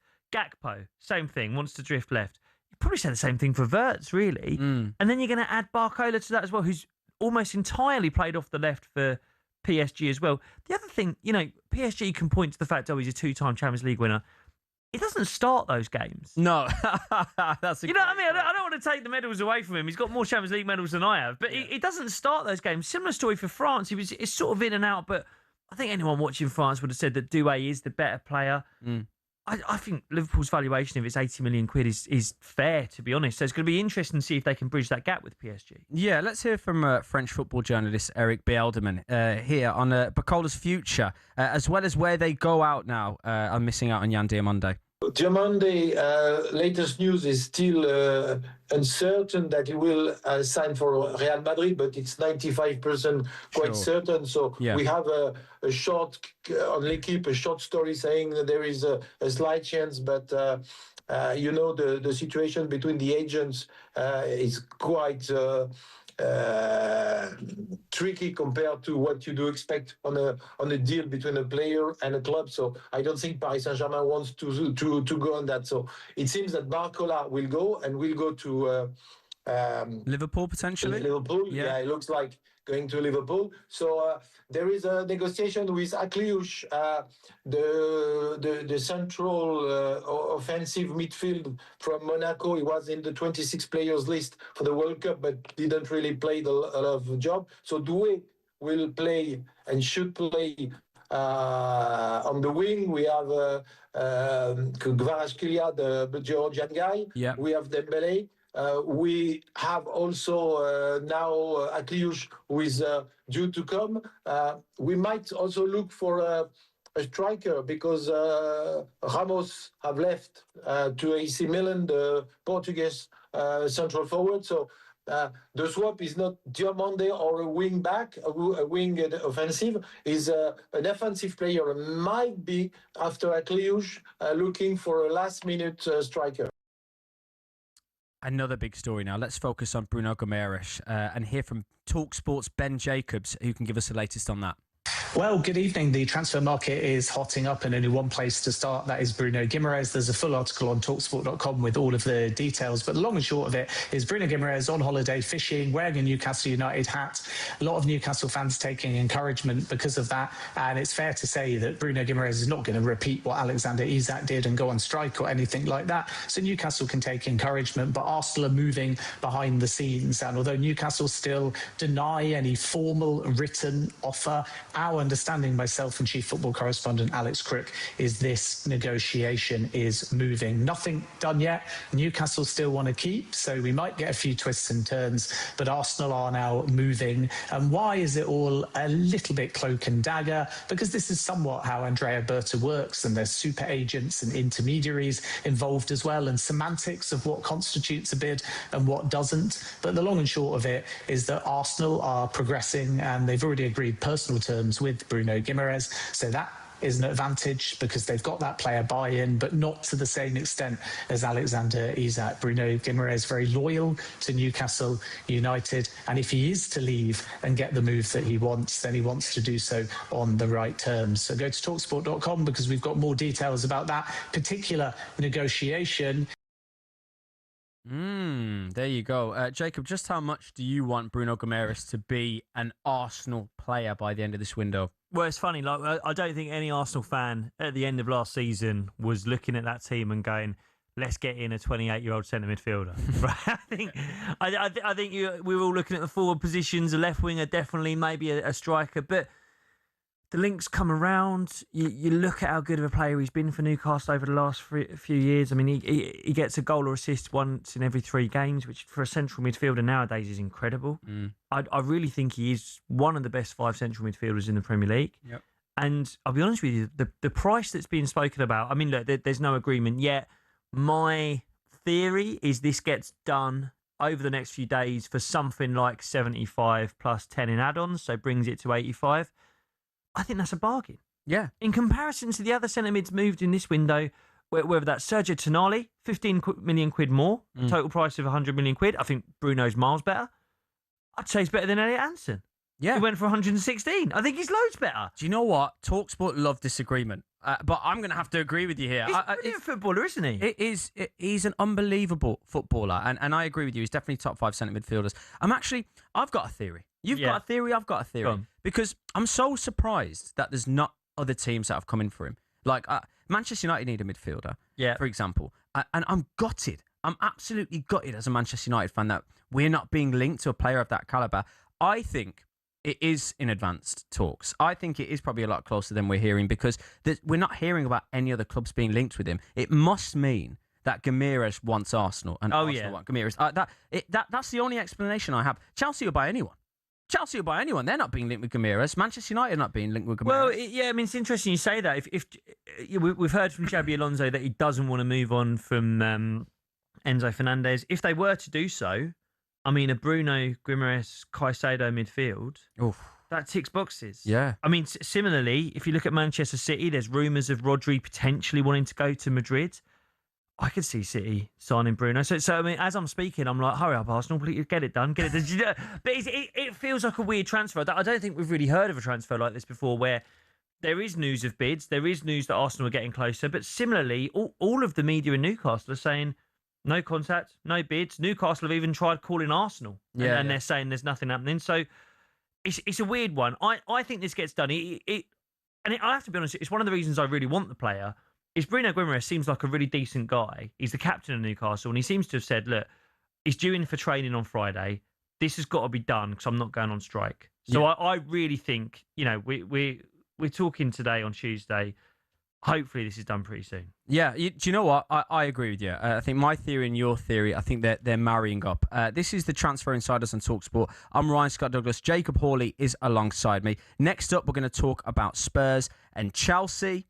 But let's get an update from the Commonwealth Games. The men's and women's 100-metre finals have just been run. Who's won it? Let's find out from talkSPORT's Georgie Heath. Hello, in terrible conditions. We've seen a Commonwealth Games record in the men's 100-metre final. It was Cameroon's Emmanuel Eseme who came out on top. He was absolutely nowhere for most of the race, and it looked like the Aussie Lachlan Kennedy was going to get over the line first, but he was just pipped to come second. But an area record for him in a 9.85, and then coming in bronze was the favourite coming into it, Kayinsola Ajayi. He had to settle for the bronze despite getting over the line in 9.90 seconds, and we're just getting confirmation of the results in the women's 100 metres. It's Zoe Hobbs from New Zealand who has come out on top.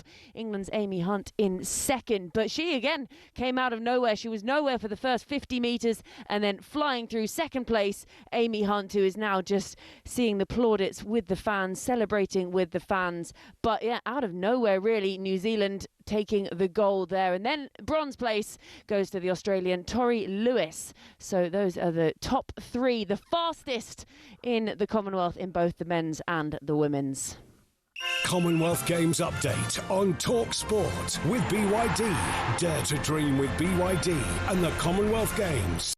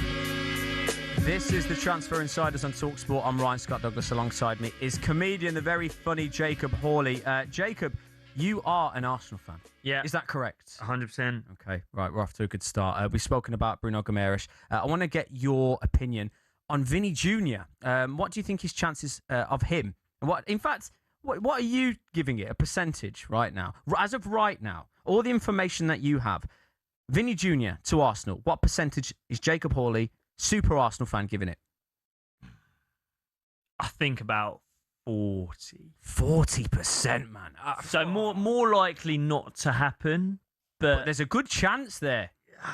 I don't know. Do you mean that? Do you mean that, Jacob? Do you mean that? Do you really think there's a 40% chance that Arsenal are going to sign Vinicius Jr.? I'll give you one more go at that.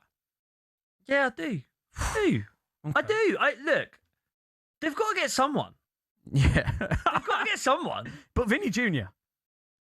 Who else? Rodgers has gone. Bradley Barclay's going. Who else? Yeah. They've got to get someone. And at some point... Build the case for me. Build the case for me as to why you think this might happen. Well, look, I think Arsenal want him. It's clear from the reporting that this is top to bottom. The ownership are in, and the ownership are interesting. KSC, they own NFL teams as well. Yeah. They've for the LA Rams, they've made some huge acquisitions where they want that next Super Bowl. So I think they could be looking at Arsenal and going, look, we've seen the footage of the fans on the street celebrating the trophy. That hasn't been seen in a very long time, right? And they're like, right, if we're going to do this, this is the time to strike. We've got commercial deals that are up with Adidas and Emirates, right? If you bring in a superstar like Vinny Jr., 5th highest shirt seller in the world of Vinny Jr. shirts, it's almost an investment, And the way football works, people talk about transfer fees, it's wages. Ultimately, if you go into any league in the world and just order it by who pays the most wages, that will tend to be the order in which the teams finish. Yeah. Arsenal are punching above their weight at the moment, right? We don't pay the wages that Manchester City do. We don't even pay the wages Liverpool do, or Chelsea, I believe. At some point, if you want to be a Champions League winner, you want to get another Premier League under your belt, you have to buy a superstar. Everyone knows Arsenal need a left winger. They've sold Leandro Trossard. As I say, who else is there? In terms of Vinny, this contract standoff with Madrid has been going on for months, if not years. Yeah. They don't want to give him his sign-on bonus, so he's looking around.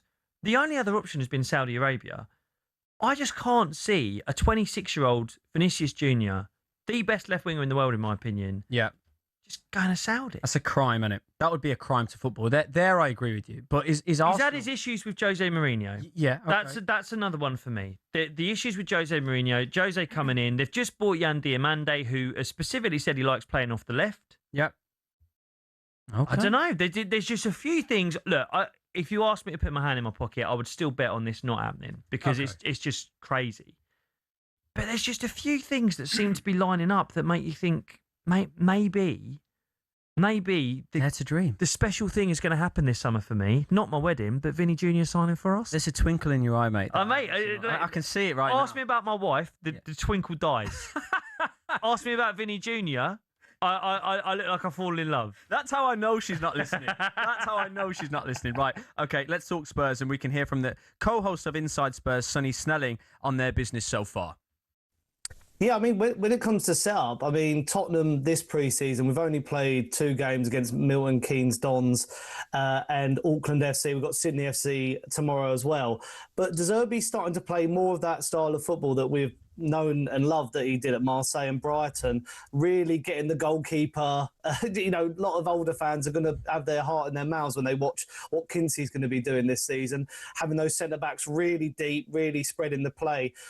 When it comes to what we've done so far, I am very happy. I think the signings of Tonali is a statement signing. I know there was a few Newcastle fans on just before I've come on sort of saying we can replace him. Well, I mean, Paul Scholes was calling him one of the best in the Premier League a couple of months ago. Fernandes, apparently there's talk in Spurs that they're so, impressed with how he's settled in. Robertson, Senesi, Van Hecke, even Dubravka. He looked good in a friendly the other day.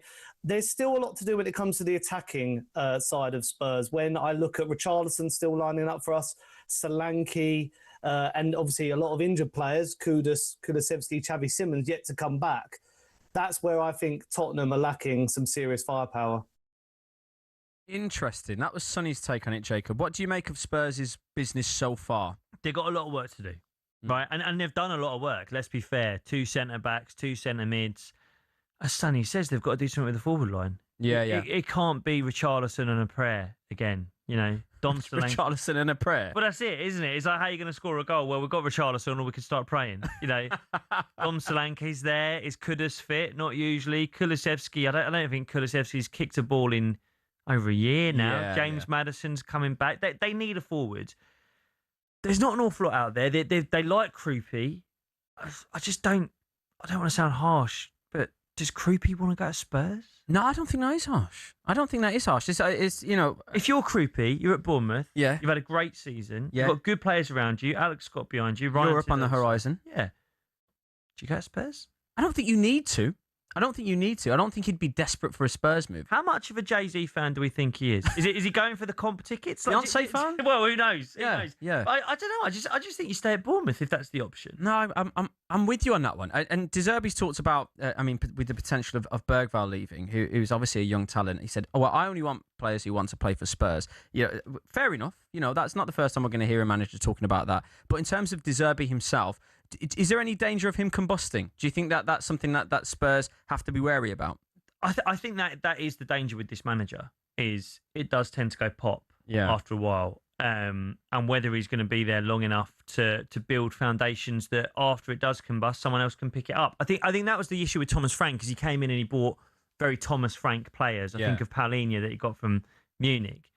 They're not doing that. They're buying good players, right? It doesn't matter who comes in afterwards. They're going to want a Sergio Tonali or a Mateus Fernandes, right? Or Van Hecke. They're really good players.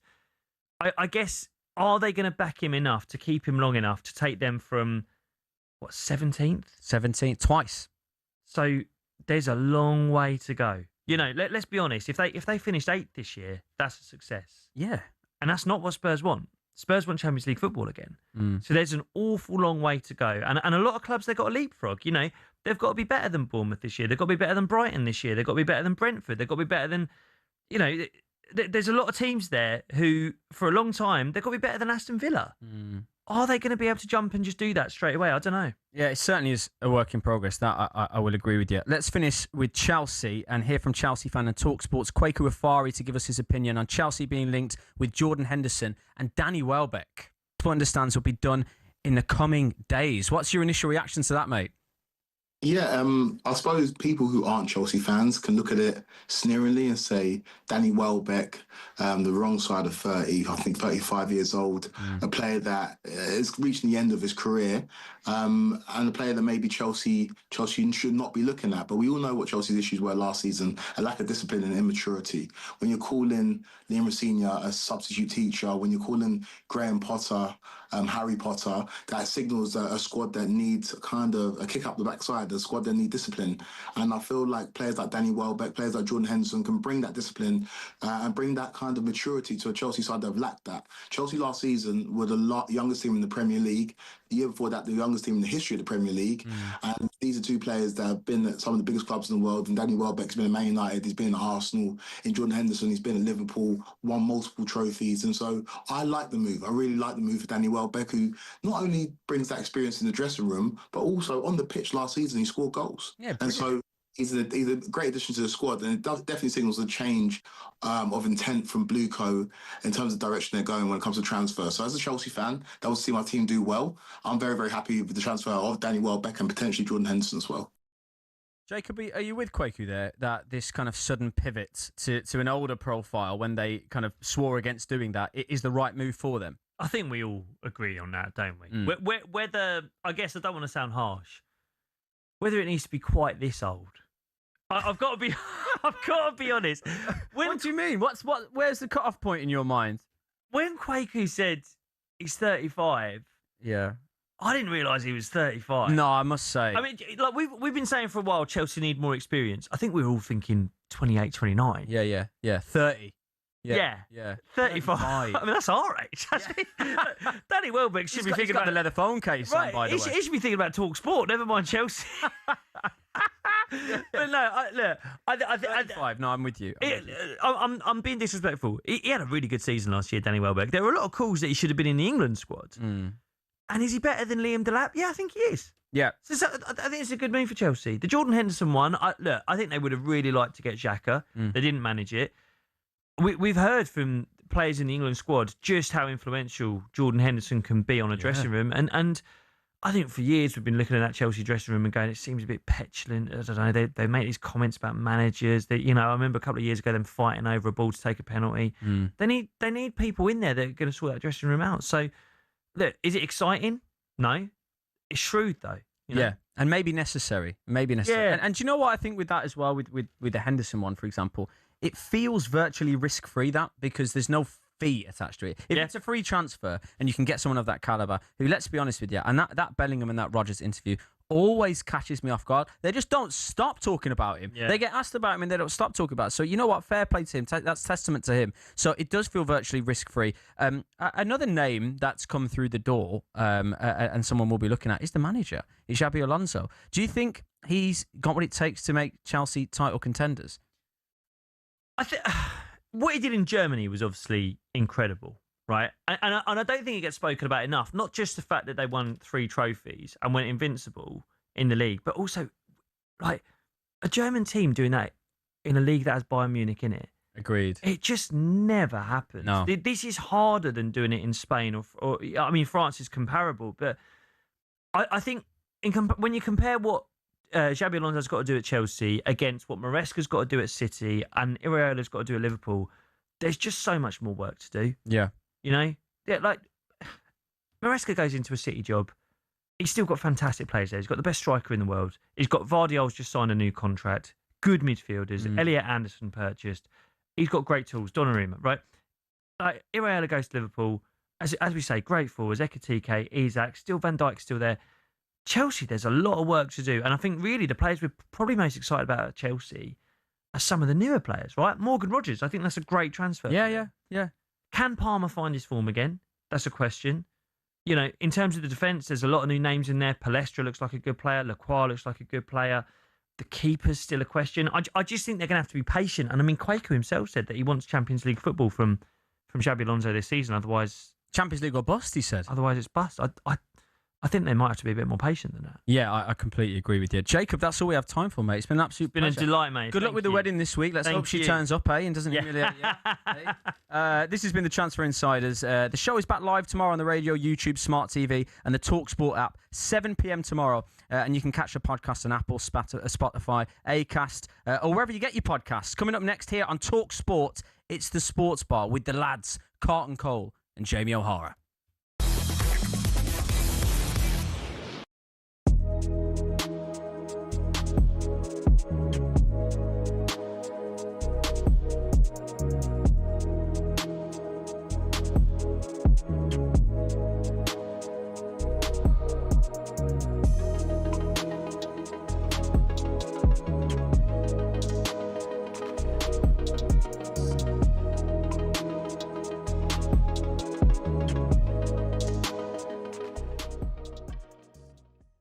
Your neutral hat on, right? Remove the fact that I'm Liverpool and you're Chelsea. Just to have one of the best players in the world come to the Premier League when we're so used to losing the best players in the world to La Liga is massive for the Premier League.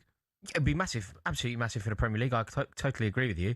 But I think it's you have to look at it through the lens of Arsenal. You have to look at what this means for Arsenal. They're behaving exactly as they should. When you are champions, you come with being champions of England comes with the power. It comes with the opportunity, and they're making the most of it. I think this probably, if this happens, Vinicius Junior landing at Arsenal. Arsenal were already Premier League champions. They were Champions League finalists. They were Champions League semi-finalists last year. You think about the momentum of Arsenal. If he lands at Arsenal and is the missing piece to them winning a European Cup, it immediately becomes money well spent. It probably goes down, what? Off the top of my head here, biggest signing in Premier League history? Yeah. When you think about what rivals it, I think you could argue maybe. Do you remember when Pogba went to Manchester United and it was Pogba